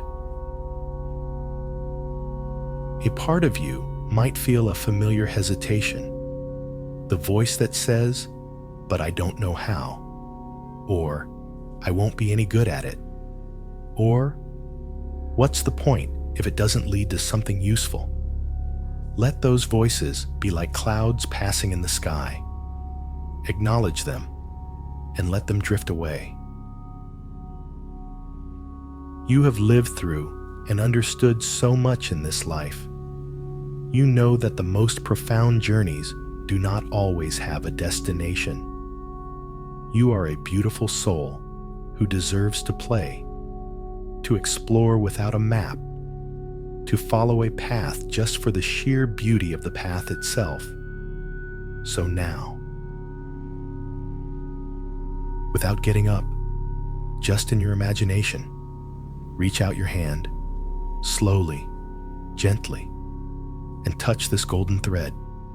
The moment your finger makes contact, a soft, pleasant warmth flows into you. It does not pull you. It does not demand anything. It simply responds to your touch. It vibrates with a quiet, happy energy, like the purr of a contented cat. It feels like joy. This is the golden thread. It is not a heavy rope that you must use to pull yourself toward a new life. It is a delicate guide, a companion for a gentle stroll. Now, what does it mean to follow it? It doesn't mean you have to pack a bag and leave the cottage. It doesn't mean you have to sign up for a class or buy expensive supplies. No. The first step in following the golden thread is always much smaller, much simpler, much kinder than that. Let the thread guide your attention. It leads your gaze to a forgotten corner of the cottage, where a simple pencil and a scrap of paper lie on a dusty table. Following the thread might just mean picking up that pencil and drawing a single, looping, joyful line. Not trying to draw a picture, just enjoying the feeling of the graphite gliding on the paper. That is all. That is the first step. Or perhaps the thread leads you not to an object, but to a sound. It leads your attention to your own breath and to the quiet space between your breaths. And a long-forgotten melody arises in your mind. Following the thread is simply humming that tune softly to yourself, just for you, feeling the vibration in your own chest. That is the first step. Perhaps the thread pulls your awareness toward the window and the world outside. Following the thread might be the simple act of deciding to watch the sunset tonight, not while doing other things, but to truly watch it. To notice every subtle shift in color as the sun dips below the horizon. That is the first step. Take a pause here, a deep breath in, and feel the utter simplicity, the pressure-free joy of this idea. And out, releasing the belief that new beginnings have to be big and loud. You are so wonderfully curious, a soul that is still open to the magic of the world. Let that curiosity be your only guide. Repeat after me in your mind. I give myself permission to play. I allow myself to be a beginner. There is such freedom in being a beginner. No one expects a masterpiece. The only expectation is that you show up with an open heart and a willingness to simply try. A woman I once knew had a golden thread that was connected to the love of wood. For years, she thought she should become a carpenter, build furniture. A big, serious endeavor that felt too overwhelming. So she did nothing. But one day, she understood the nature of the thread. She went to a shop and bought a single, small, beautiful block of sandalwood. It cost very little. She took it home. And her first step was simply to place it on her bedside table. Every morning, she would pick it up, feel its smooth, dense weight, and smell its incredible sweet, woody fragrance. That was it. That was her practice. And it brought her immense, quiet joy. She was following her thread. Not to become a carpenter, but to be in a relationship with the essence of wood, with its beauty, its scent, its spirit. This is how we begin. We don't worry about what it will become. We just take the one small step that feels like joy. You are such a wise person.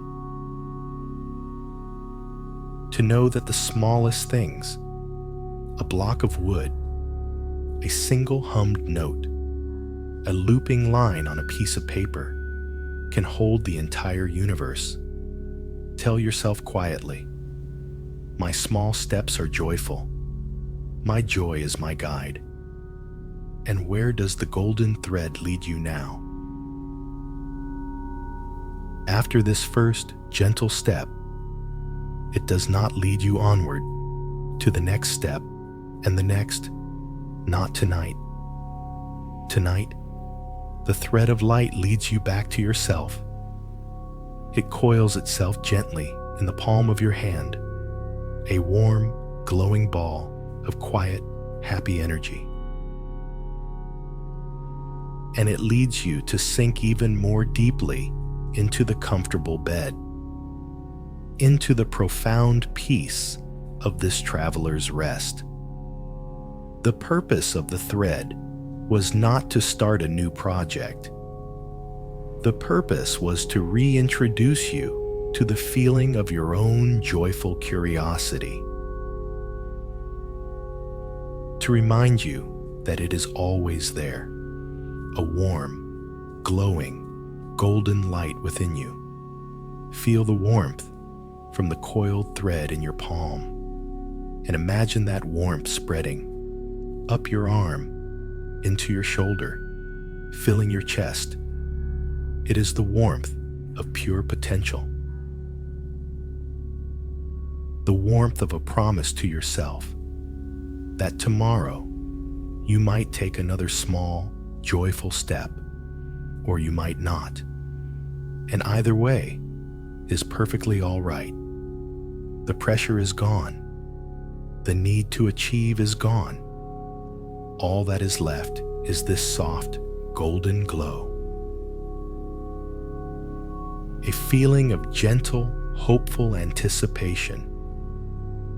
This feeling is the perfect lullaby. Let it soothe you.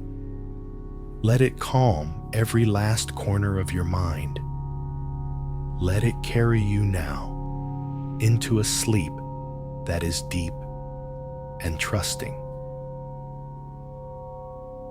and filled with the quiet, shimmering light of 1,000 beautiful possibilities. Breathing in quiet joy, breathing out deep rest. Sleep now, held in the warm glow of your own golden thread. Sleep, sleep. You are resting in the soft, golden glow of your own inner light. A quiet, happy warmth coiled in the palm of your hand. It is the feeling of pure potential, the gentle promise of a joyful curiosity that is yours to follow or to simply hold. There is no pressure, no expectation, only this peaceful, hopeful warmth. As you hold it, you realize something profound. This golden thread, this warm and happy light, it does not only lead outward to a new hobby or a new interest, it also shines inward and backward. It illuminates everything that has already been. It is not just a guide to the future. It is also a lamp that reveals the hidden meaning of your past.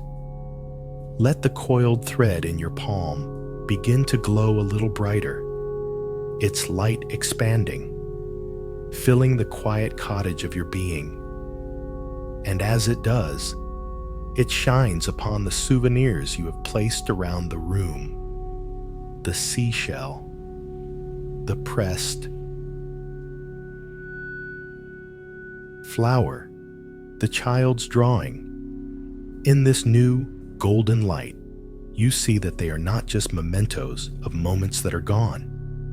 They are chapters in a magnificent story, the story you tell the grandchildren.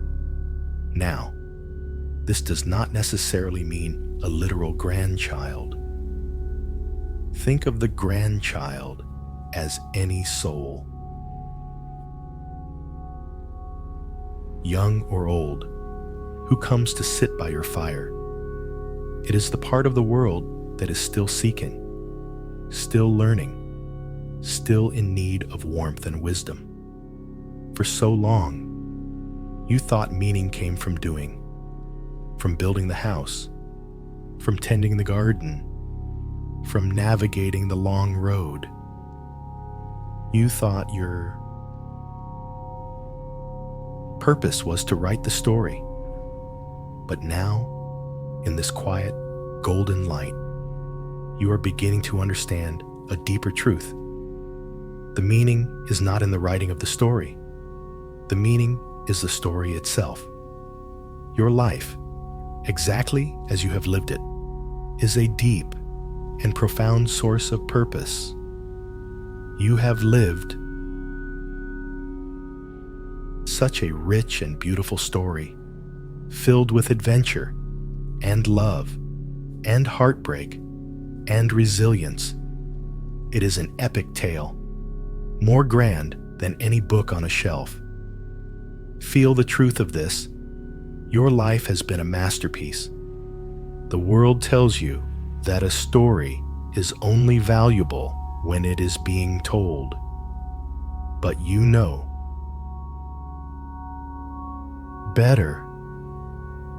Think of a great leather-bound book on a shelf in a quiet library. It sits there, closed, silent. Is it without value? No. It emanates wisdom just by being there. Its presence enriches the whole room. Its very existence is a promise of the depth and beauty it contains.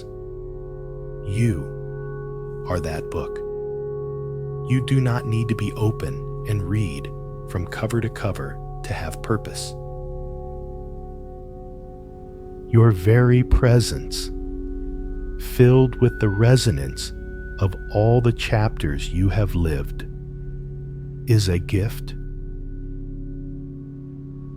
It is a source of warmth and stability for everyone who enters the room. Take a pause here, a deep breath in. Breathe in the quiet dignity of your own completed chapters, and out, releasing the need to write another one, releasing the need to do anything at all. Repeat after me in your mind. My life is a beautiful story.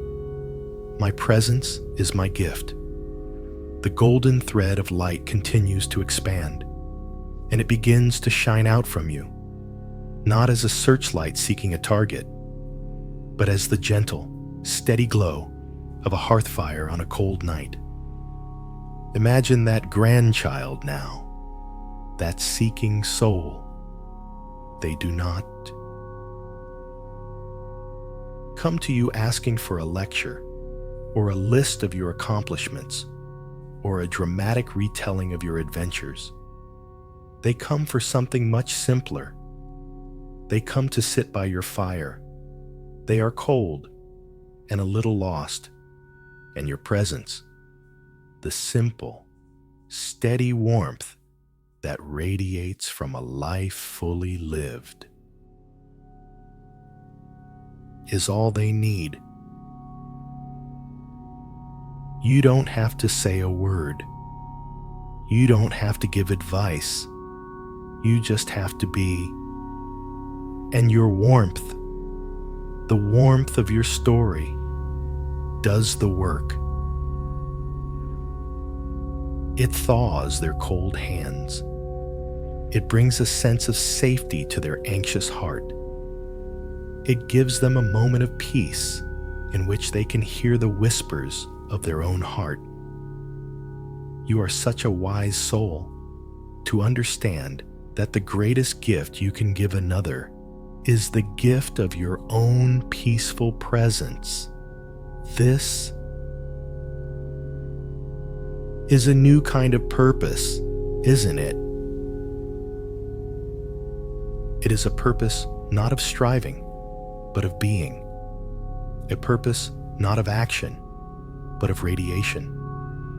It requires nothing from you except that you tend to your own inner fire, that you accept your own story, that you rest in the warmth of your own being. This changes everything. The pressure is gone. The search is over.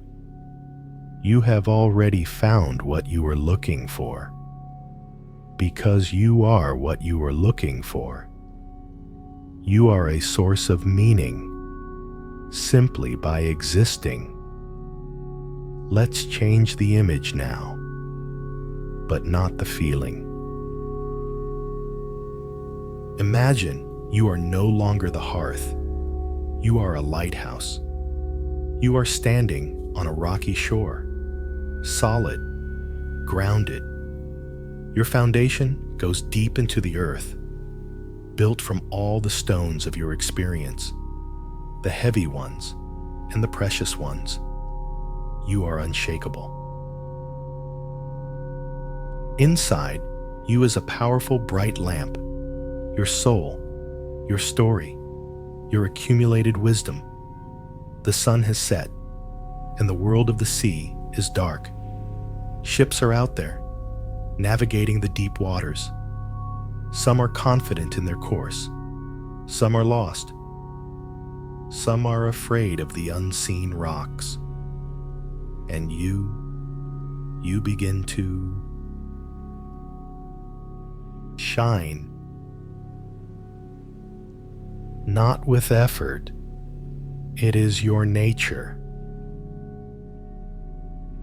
A great sweeping beam of clear golden light emerges from you.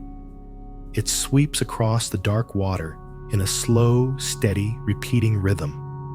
a pulse of light, a heartbeat of hope. You do not aim the light at a particular ship. You do not shout warnings. You do not worry if the sailors see you or not. You do not strain to shine brighter. You do not feel anxious about the ships that are too far away to see your light. Your work is simpler than that. Your purpose is singular. You just shine. You stand your ground, and you send your light out into the darkness, a steady, reliable, peaceful rhythm, a constant presence, a promise that there is a shore, that there is a safe harbor, that no matter how dark the night gets, a light is shining. You have such a kind heart, and for so long, you tried to be the lifeboat, rushing out to save everyone. But your purpose now is different, and in many ways, more powerful. You are the lighthouse. You save others simply by being a steady light, by showing them the way to save themselves. Feel the rhythm of your light, a slow, sweeping pulse, out into the darkness and back again. A long, slow breath of light. Breathing in, you gather your energy, your peace, your inner stillness. Breathing out, you send your beam of light across the dark, calm water, a gift freely given, with no expectation. Let the rhythm of the lighthouse become the rhythm of your own breath, a slow, deep, hypnotic pulse. It is the rhythm of your own heart, beating steadily, peacefully in your chest. You are a beacon of peace, shining without effort. Your very being is a guidepost. The ships on the water are the souls in the world.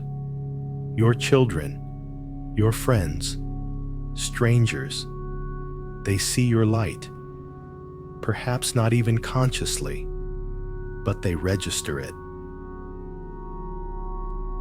A distant, steady pulse that gives them hope, that helps them find their own bearings. Your purpose is being fulfilled even now, as you lie here, breathing, resting, sleeping. Your peaceful energy radiates out from you, a silent, steady light in the darkness. Let the image of the sweeping beam of light carry you deeper and deeper into rest, a slow, steady pulse, calm and quiet and peaceful. There is nothing more to do. Your work is being done simply by the steady rhythm of your peaceful heart, by the gentle glow of your resting soul. Shine on, beautiful lighthouse. Shine in your sleep. Rest now. Rest deep. Sleep. Sleep. You are shining, a steady, peaceful lighthouse, your inner light sweeping in a slow, calm rhythm across the dark, quiet waters of the world. You are not striving. You are not pushing. You are simply being. And in your being, you are a beacon of hope and peace. There is nothing to do, nothing to prove. Your purpose is fulfilled in the gentle, rhythmic pulse of your own peaceful heart. Rest in this feeling, this deep, quiet, unshakable knowing that your presence is a gift. But as you rest in this peaceful certainty, a new sound arises, not from the sea, but from the land behind you, it is the sound of the wind beginning to pick up, a restless sighing through the tall grasses on the cliffs. The light from your lighthouse continues its steady sweep, but the wind grows stronger. It carries voices, whispers at first, then more insistent murmurs. They are familiar voices. You have heard them before. It's too late, whispers the wind. You're too old for that. It hisses. What can you possibly contribute now? What's the point? It moans. Be careful. Don't make a fool of yourself. It cautions. These are the voices in the wind, the echoes of a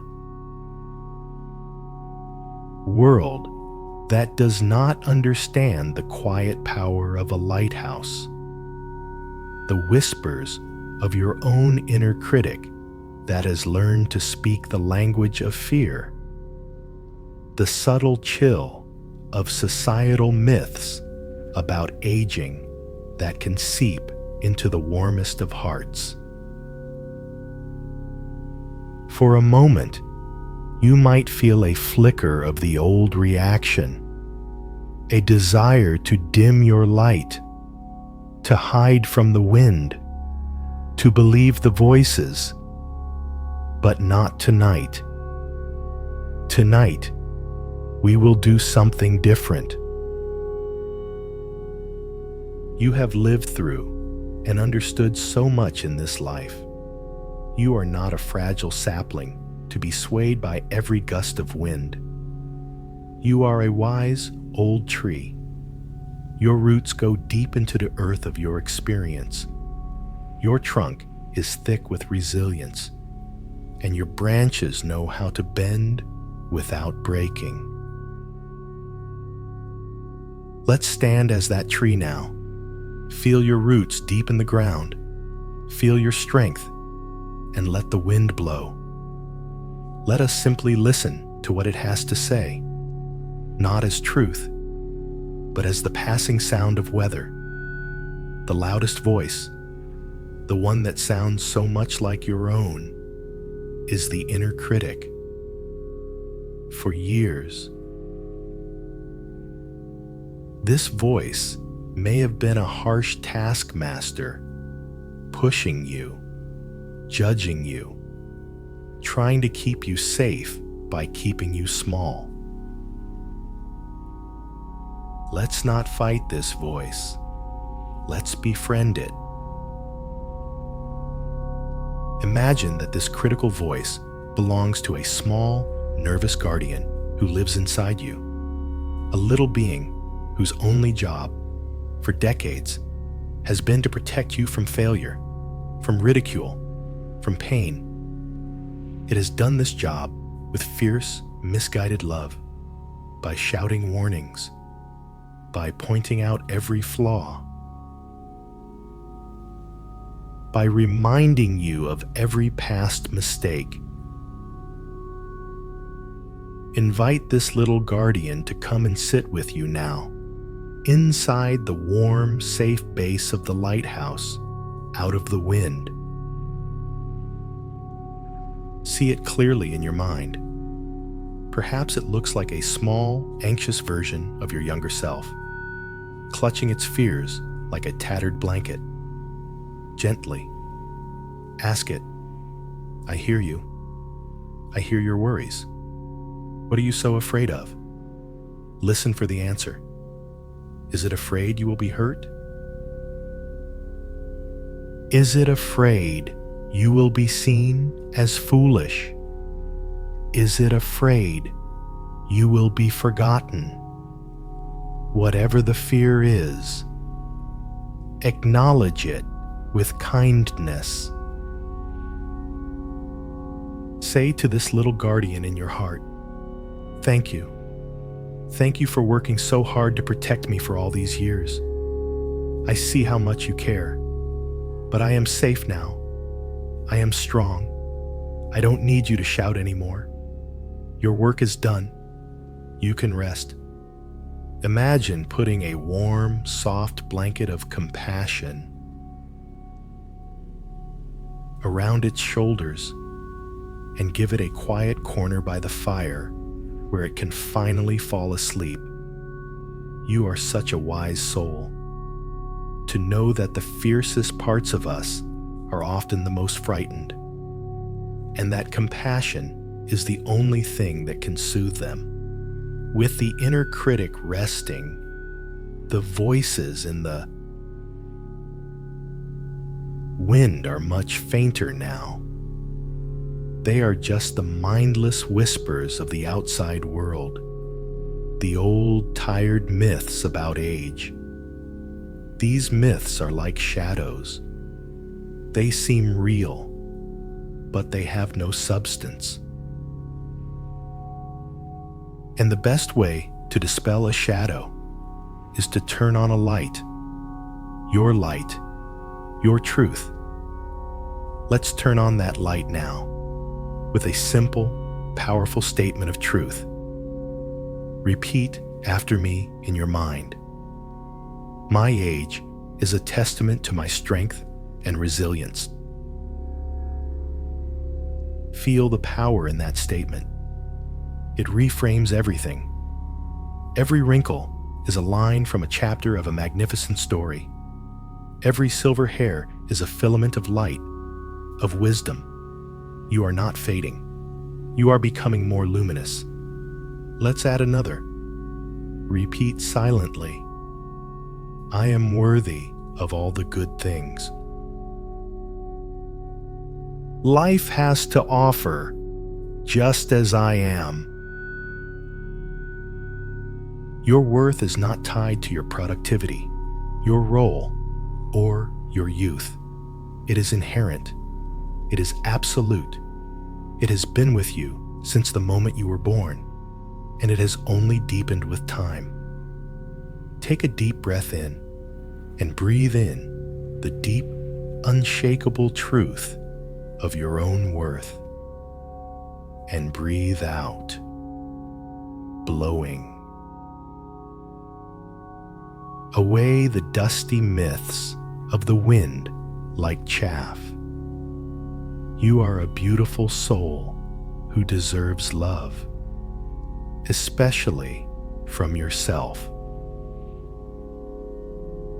This practice, this gentle reframing, this turning toward your own light is the highest form of self-love. Sometimes the wind may still blow, the voices may still whisper, and on those days, it is good to have a few smooth, beautiful stones of truth in your pocket to hold on to. A few affirmations to remind you of who you truly are. Here are a few to hold in your heart. I choose to believe in my potential. I release all doubts and embrace my strengths. I am in control of my own thoughts and feelings.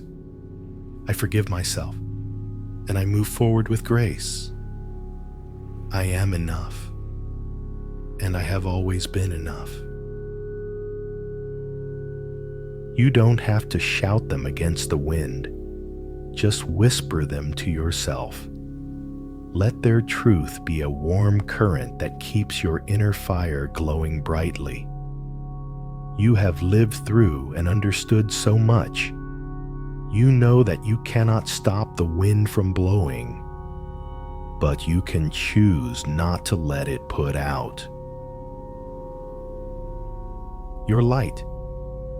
You can choose to stand firm, rooted in your own truth, and simply let it pass. The wind is already starting to soften. The voices are fading. The steady, rhythmic sweep of your lighthouse beam continues. Calm, untroubled, peaceful. You have met the resistance, not with force, but with wisdom and with love. You have soothed the inner guardian and stood firm in your own light against the outer whispers. And the result is an even deeper peace, a more resilient calm. Let this feeling of quiet strength be your lullaby tonight. The feeling of a great tree resting after a storm. The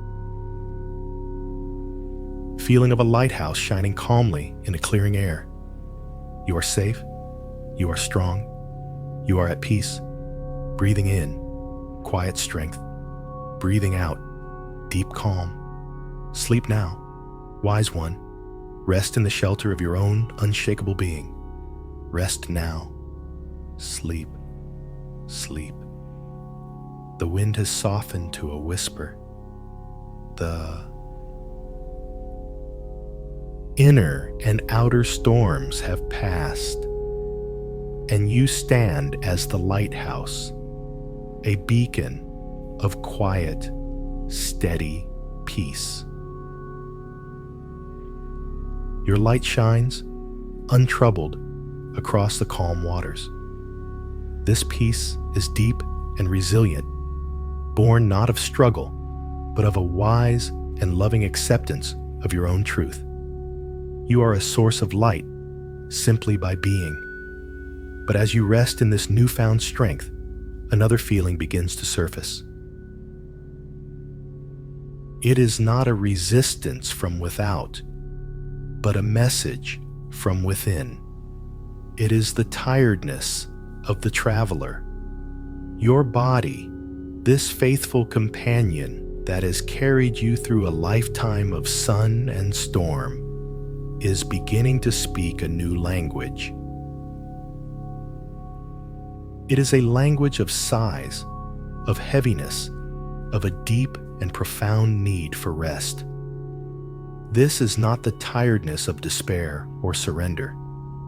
It is the honorable weariness of a long-distance runner who has completed a great race. It is the body's wisdom finally being given permission to be heard. There are two kinds of tiredness, you know. There is the resistance of the mind, which feels like a tangled knot of anxiety, a no to life. But then there is the tiredness of the body, which feels like a deep, gentle yes. A yes to rest, a yes to slowing down, a yes to a different kind of pace. You have lived through and understood so much in this life. You have learned to meet the winds of doubt with compassion. Now, you must learn to meet the tiredness of your own body with that same deep, unconditional love. Let the image of the lighthouse fade and feel yourself becoming a great, ancient tree in a quiet forest. You have stood for 100 years, maybe more. Your bark is thick and grooved with the patterns of time. Your roots run deep into the rich, dark earth, drawing strength and stability. For many years, your focus was on growing upward and outward, reaching for the sun, producing leaves and seeds. But now, in the late autumn of your life, the frantic season of growth is over.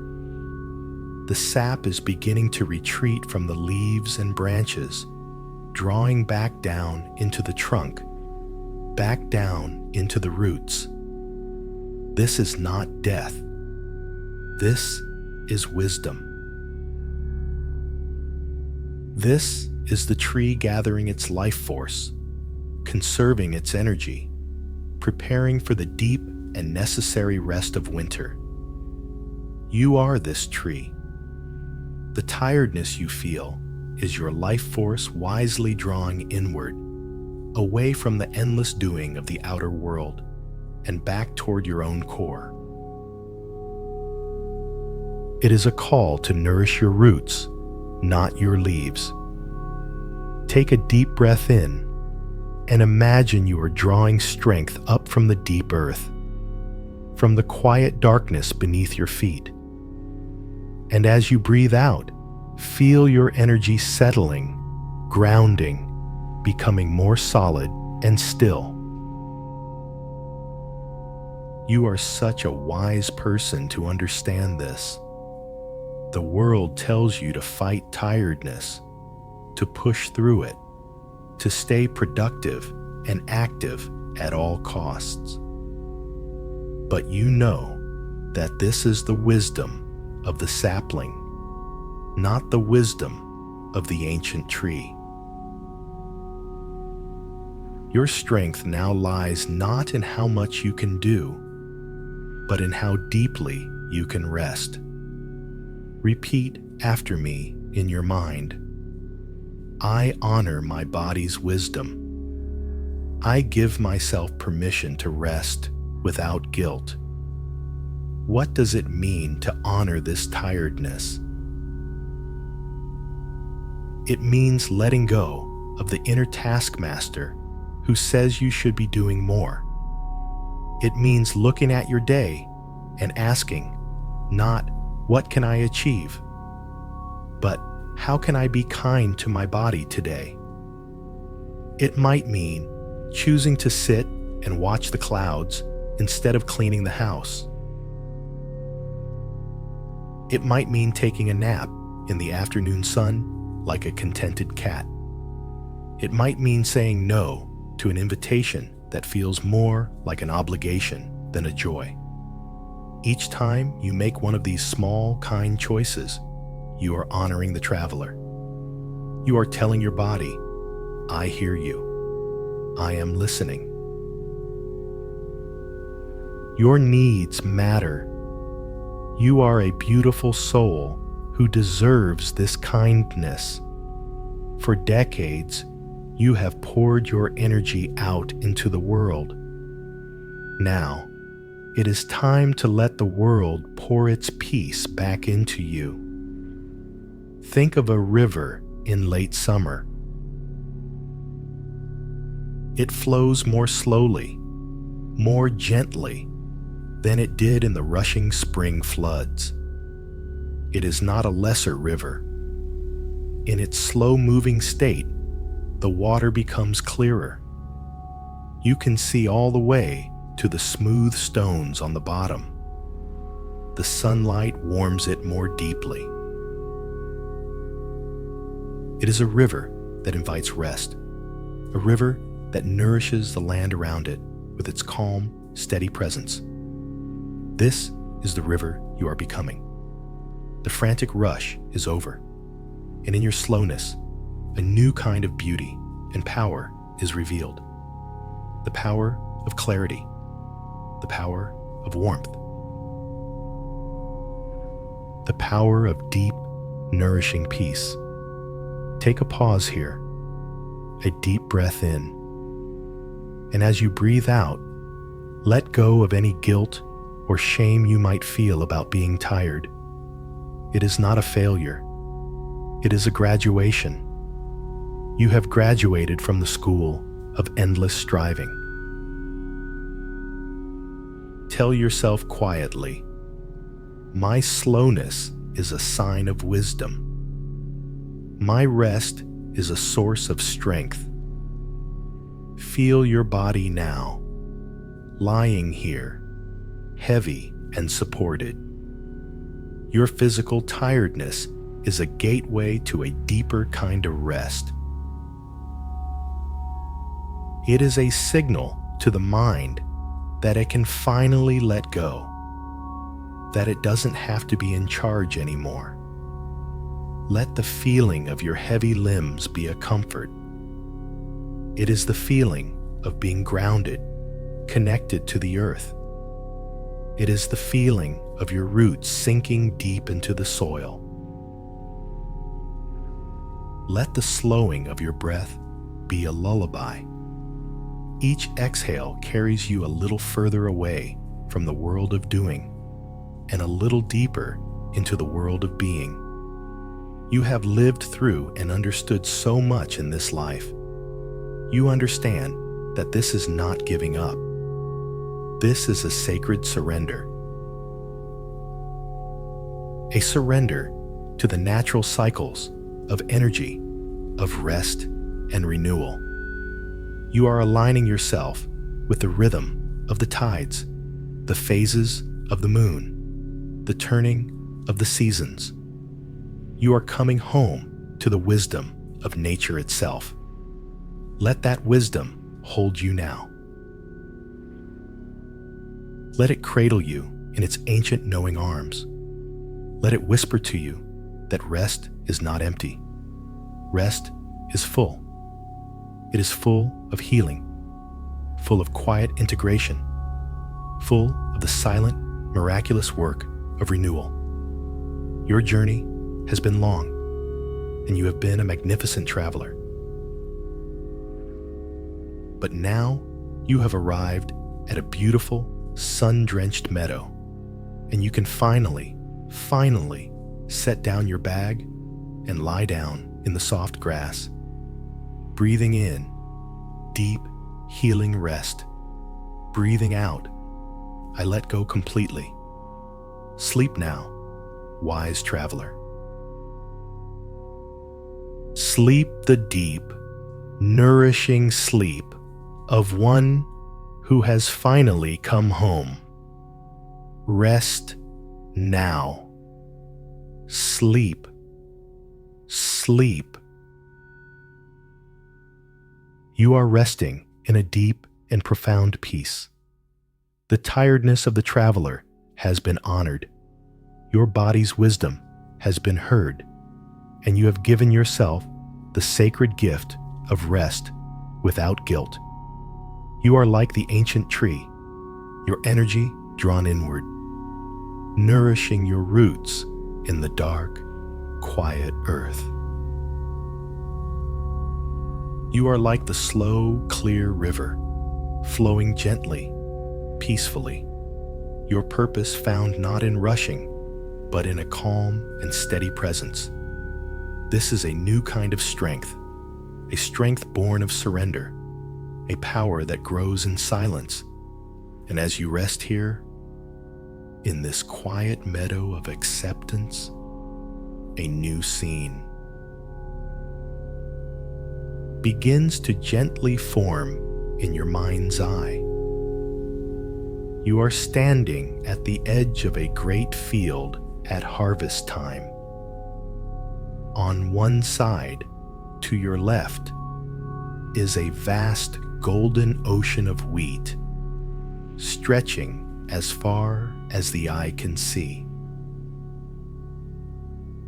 The stalks are heavy with grain, the result of a long season of hard work, of plowing and sowing and tending.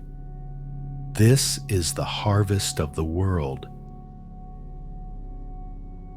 You can almost feel the bustling energy of it, the pride of accomplishment, the satisfaction of a barn filled to bursting. This was the harvest you knew for most of your life, the harvest of doing, of achieving, of building. It is a good harvest, a noble harvest, and you were a master of it. Now, turn your gaze to the right. On this side is a very different kind of field. It is a small, quiet, walled garden. Inside, there is no wheat, no grain, no sign of tangible production. There is only a single rose bush standing in the center. And on this bush is one perfect deep red rose, its petals just beginning to unfurl, its fragrance a sweet, holy perfume on the air. This is the harvest of the soul. And as you stand here, between these two harvests, a subtle shadow of fear may drift across your heart. It is the fear of a different harvest. The mind, trained for so long to measure value by the bushel, looks at the single rose and whispers, "Is that all? Is this it?" After a lifetime of producing fields of wheat, your harvest is now just one flower. It is the fear that this new, quieter purpose, this new, softer meaning, is somehow less than the grand, visible achievements of your past. It is the fear that peace and joy and simple beauty are not as valuable as a career, a family raised, a life built. Let us meet this fear, this shadow on the path, not with resistance, but with gentle, loving curiosity. You have lived through and understood so much in this life. You have the wisdom to look deeper than the surface, to question the way the world measures worth. The harvest of the world, the field of wheat, it feeds the body. It builds nations. It earns applause. It fills you with the heat of ambition and the sharp, satisfying ache of a hard day's work. It is the energy of the sun, powerful, brilliant, visible to all, and you knew it well. Feel, for a moment, the memory of that energy, the pride, the validation, the feeling of being an important, productive part of the world. Honor it. It was a beautiful and necessary season of your life. But that kind of harvest has a price, doesn't it? It demands constant effort. It brings worry about drought and storm. It fills the mind with plans and calculations. It can leave the heart feeling restless. Now, turn back to the walled garden and the single rose, the harvest of the soul, this perfect flower. It does not feed the body, it feeds the heart. It does not build nations, it builds inner sanctuaries. It does not earn applause, it earns a quiet, unshakable peace. This is the energy of the moon, gentle, mysterious. Its light is soft, and it has the power to move the great oceans of the soul. You are such a wise person to understand that the sun and the moon are not in competition. They are partners. One rules the day of doing, the other rules the night of being. Your life has had its glorious sun-drenched day, and now you are entering the luminous magical night. Walk now into the walled garden and sit on the simple stone bench beside the rose bush. There is no bustling energy here, only a deep, profound stillness. The voice of fear may follow you in, whispering, "But what do you do here? What is the point of just one rose?" Let us answer it with the wisdom of the heart. The point of the rose is the rose itself. The point is its breathtaking beauty, the impossible softness of its petals, the intricate way it unfolds from a tight bud into a glorious bloom. The point is its fragrance, a scent so lovely it can stop your thoughts and bring tears of joy to your eyes. The point is the feeling it gives you, a feeling of peace, of wonder, of deep, quiet, unconditional love. Can you measure that feeling by the bushel? Can you store it in a barn? Number. It is a different kind of wealth. It is the wealth of the soul. And in the end, it is the only wealth that truly matters. Take a pause here, a deep breath in, and imagine you are breathing in the fragrant scent of this one perfect rose. And as you breathe out, release the world's definition of value. Release the need to be productive. Repeat after me in your mind. I honor the harvest of my soul. My peace is a precious accomplishment. Think of a great cathedral, a monument to human effort, filled with grandeur and noise and history. It is the field of wheat. It is magnificent. Now, think of a small, perfect seashell you find on a deserted beach. Its inner spiral, a flawless work of sacred geometry, its surface glowing with a pearlescent sheen. It is the single rose. It is also magnificent. Is its quiet, natural perfection any less valuable than the loud, man-made glory of the cathedral? Number. They are simply different kinds of wonder. You have spent your life building cathedrals, and you did it beautifully.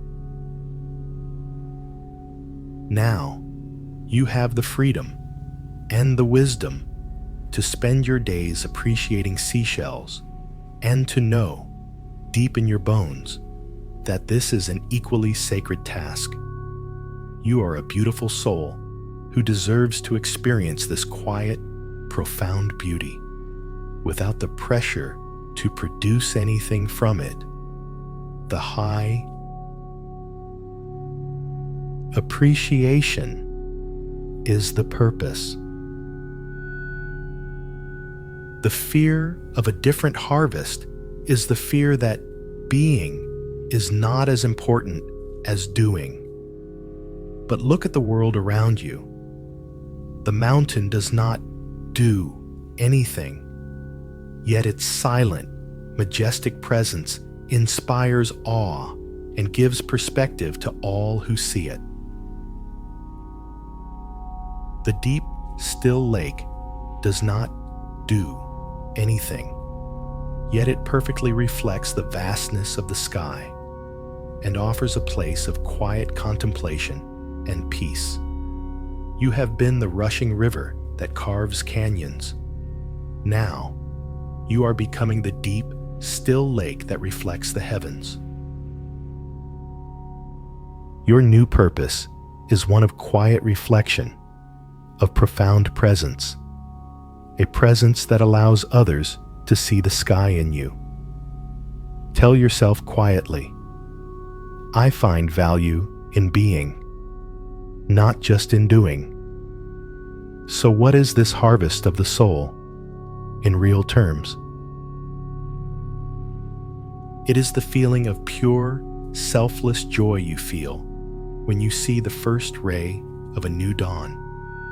It is the deep sense of connection you feel when you truly listen to another human being without needing to fix or advise them. It is the quiet thrill you get from following a golden thread of curiosity. Learning something new just for the love of it. It is the profound peace that settles in your heart when you sit in silence and simply watch your breath. These are not small, insignificant things. They are the fruits of a lifetime of wisdom, the true gold of the golden years. It takes decades of living to finally learn how to value them above all else. You have lived through and understood so much in this life. You have earned this harvest. It is not a consolation prize. It is the grand prize itself. Feel your body now, heavy and relaxed. Your breath is slow and even. Your heart is beating with a calm, steady rhythm. This feeling, right here, this deep physical peace, this is a fruit from the harvest of the soul. Can you feel its value? It is more precious than all the gold in the world. Let go now of the last vestiges of that old fear. The fear that you are not doing enough, that you are not being enough. You are enough. You are more than enough. You are a source of peace, a beacon of quiet wisdom, a reflection of the starry sky. Let the image of the two fields fade and just remain with the feeling, the scent of the single perfect rose. Let it fill your being. Let its deep, quiet beauty be your lullaby. The most precious harvest of the day is this moment, right now, the moment you let go and allow yourself to drift into deep, nourishing, restorative sleep, breathing in the fragrance of peace, breathing out, I am worthy of this. Quiet joy. Sleep now, wise gardener. Sleep in the quiet sanctuary of your own beautiful soul. Rest in the beauty of your true harvest. Sleep, sleep. The weaver's loom has faded. The soft silvery thread of sleep has been woven, and you are drifting now. Not as a traveler, not as a lighthouse, not as a weaver, but as pure, peaceful awareness. You are floating in a warm, dark, silent space. A space of absolute rest, of profound letting go. You have done the work. You have walked the path. You have faced the shadows and found the light. You have found a new meaning, a quieter purpose. But what is this meaning truly? The search is over, but what have you found? You have found that the meaning was not a destination to be reached. It was a landscape to be seen, a truth to be realized. And as you float here in this deep pre-sleep state, let the journey come together in one final, simple, powerful image. Imagine you are standing on the shore of a vast calm. See at midnight. Above you, the sky is a black velvet dome, glittering with 1 billion distant stars. There is no moon, only the far-off diamond dust light of the galaxy. Look down at your feet. The water of the sea is also perfectly black, perfectly still, and it stretches out to meet the sky at an invisible horizon. It is impossible to tell where the sea ends and the sky begins. For most of your life, you were a wave, a single, individual wave. You were born from the great ocean. You rose up. You took on a unique shape, a particular identity. You gathered energy. You grew taller. You crashed upon the shore of life with purpose and force. You felt the thrill of your own power, the joy of your own unique existence. the sting of the salt spray, the warmth of the sun on your crest. You met other waves. You traveled with them. You danced with them. You crashed alongside them. You felt separate, individual, a singular me on a great journey across the vast surface of the sea. And you were magnificent, a beautiful, powerful, unique wave. But every wave, no matter how powerful, eventually returns to the shore. And as it does, it dissolves. It flattens. It flows back into the great body of the ocean from which it came. For a long time, you feared this. The part of you that was the wave, the ego, the separate self, feared this dissolution above all else. It looked like an ending, a death, the loss of everything that made you you. But tonight, as you stand on this shore, you understand the truth. The wave does not die. It does not cease to exist. It simply remembers. It remembers that it was never separate from the ocean. Its waveness was a temporary experience, a beautiful, fleeting dance. But its true nature, its essential self, has always been and will always be the ocean itself. You are not the wave. You are the ocean. Take a deep, slow breath and let the profound truth of this settle into the very marrow of your bones. You are the ocean. The joy you felt as a wave was the ocean's joy. The love you felt was the ocean's love. The sorrow you felt was the ocean's sorrow. Every experience you had as a separate self was the great universal consciousness experiencing itself through your unique form. This is the meaning you have been searching for. The search for meaning was the wave searching for the ocean. But the search is over now, because you have realized you have been home all along. You are not just a drop in the ocean. You are the entire ocean in a drop. You are such a wise soul to finally grasp this truth. It is a truth that poets and mystics have whispered about for centuries. And now, it is your own felt experience. With this realization, everything changes, but nothing changes. The fear of dissolving, the fear of ending, it simply evaporates like mist in the morning sun.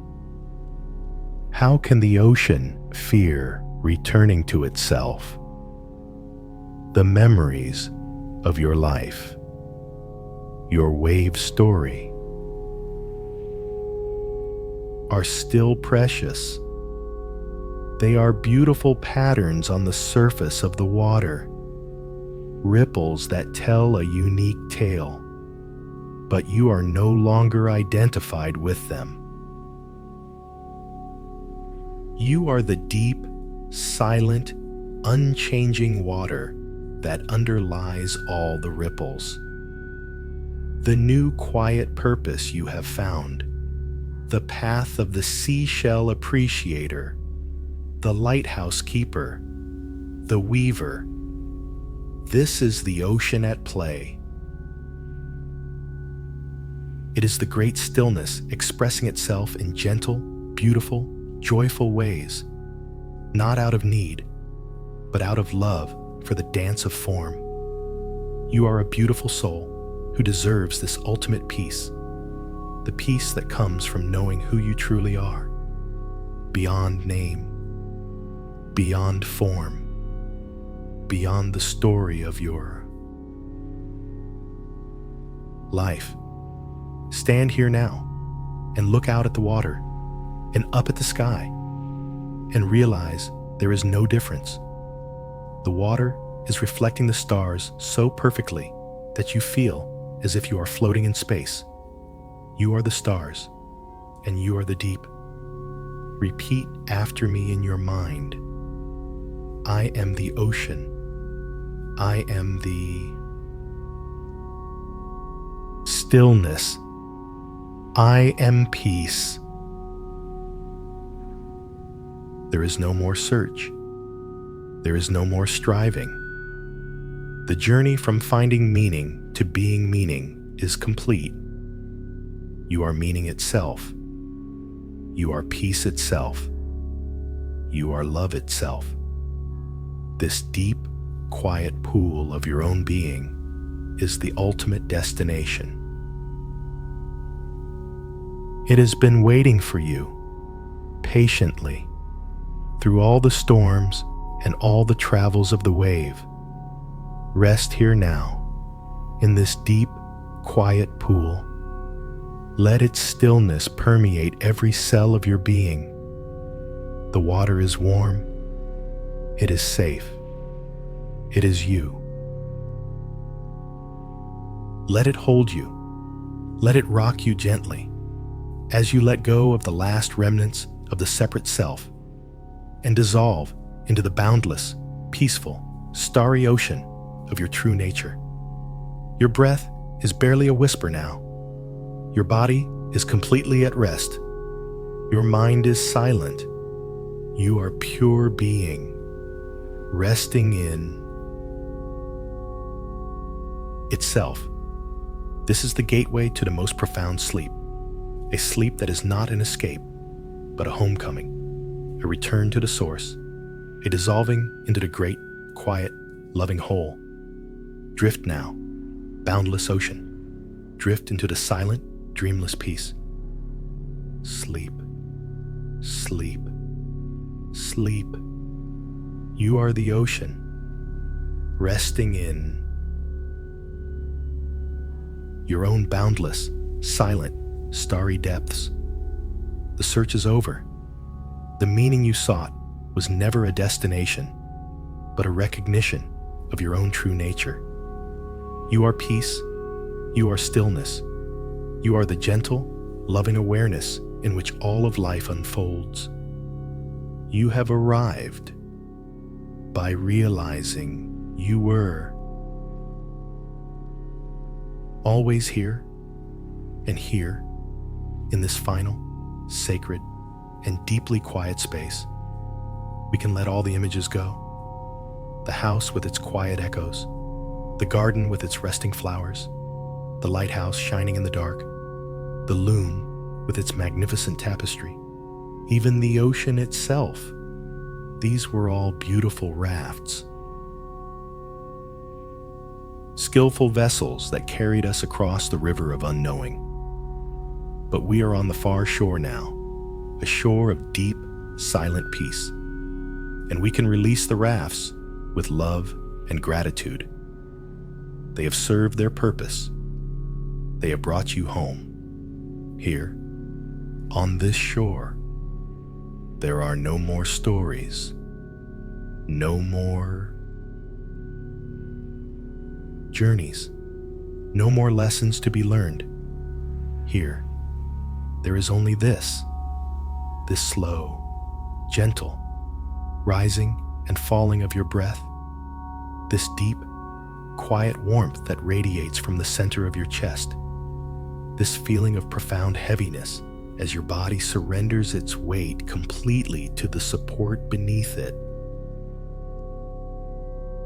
This is the starry field. It is not a place you have to imagine. It is the reality of your own being, when all the layers of thought and story have been allowed to dissolve. It is the space beyond words, the final, quiet destination of our journey together tonight. Let your awareness which has been so vast and expansive, now become very simple, very focused, like a single, tiny, floating seed of pure light, content to simply be, drifting in a vast, warm, loving, and silent emptiness. You are drifting downward now, so slowly, so gently, through the final layers of consciousness toward the great, silent ground of your being.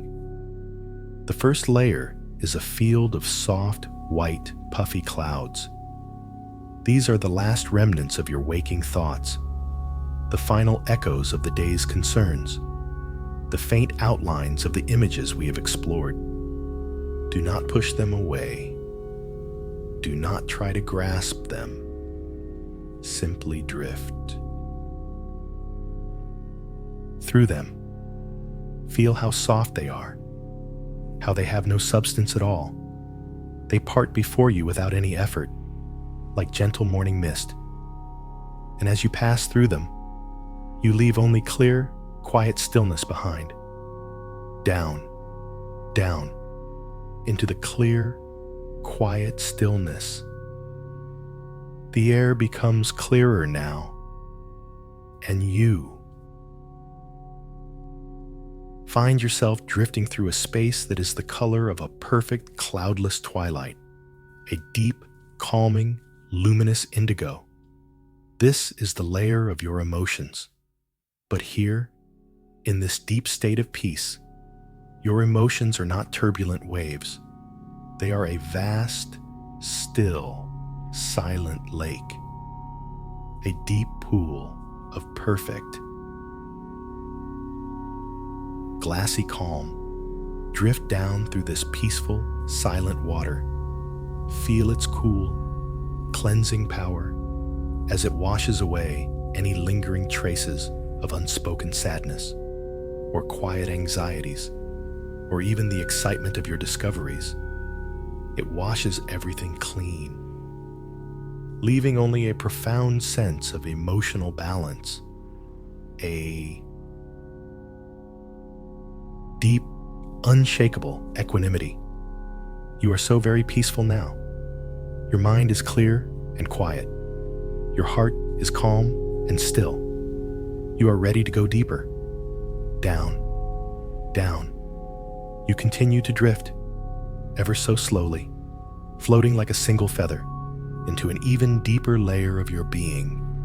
This space is completely dark, but it is not a cold or frightening darkness. It is a warm, velvety, profoundly nurturing darkness. It is the darkness of the deep, rich earth that nourishes the seed. It is the darkness of the womb that holds and protects new life.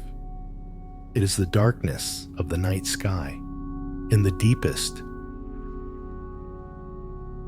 countryside, a darkness that makes the stars shine brighter. This is the space of pure being, before thought, before emotion. This is the source, the ground from which everything arises and to which everything returns. Rest here, little seed of light. Rest in this warm, nurturing, silent darkness. There is nothing you need to do here. There is nothing you need to be. You are simply held. You are protected. You are loved unconditionally. You are home. This is the place where true restoration happens, on the deepest possible level. This is where the body's innate wisdom does its most profound healing. This is where the soul recharges its light. This is where the spirit remembers, without words, its own infinite and eternal nature.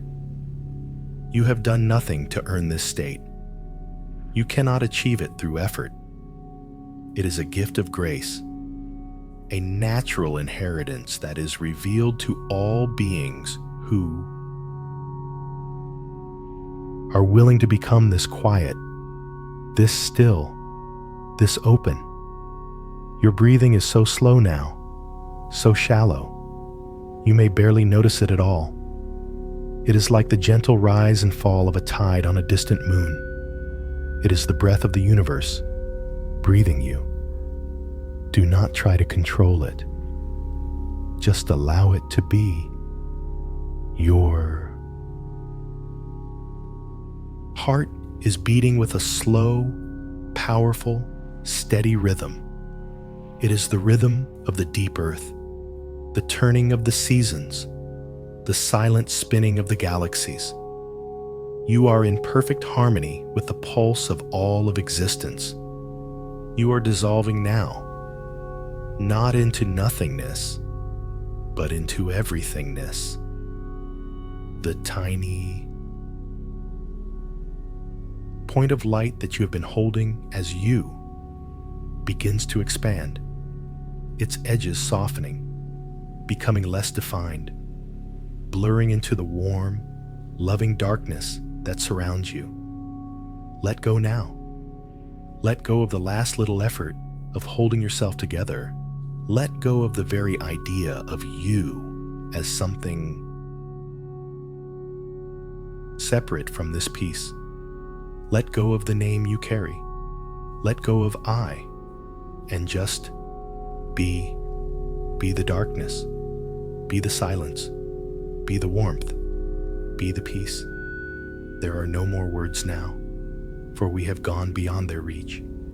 There is only the feeling, a feeling of boundless, timeless, seamless, perfect peace.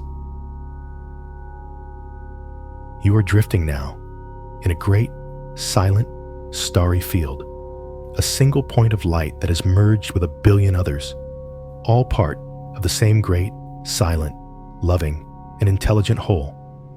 This is sleep. This is peace. This is your true home. Drift, rest, dissolve, sleep.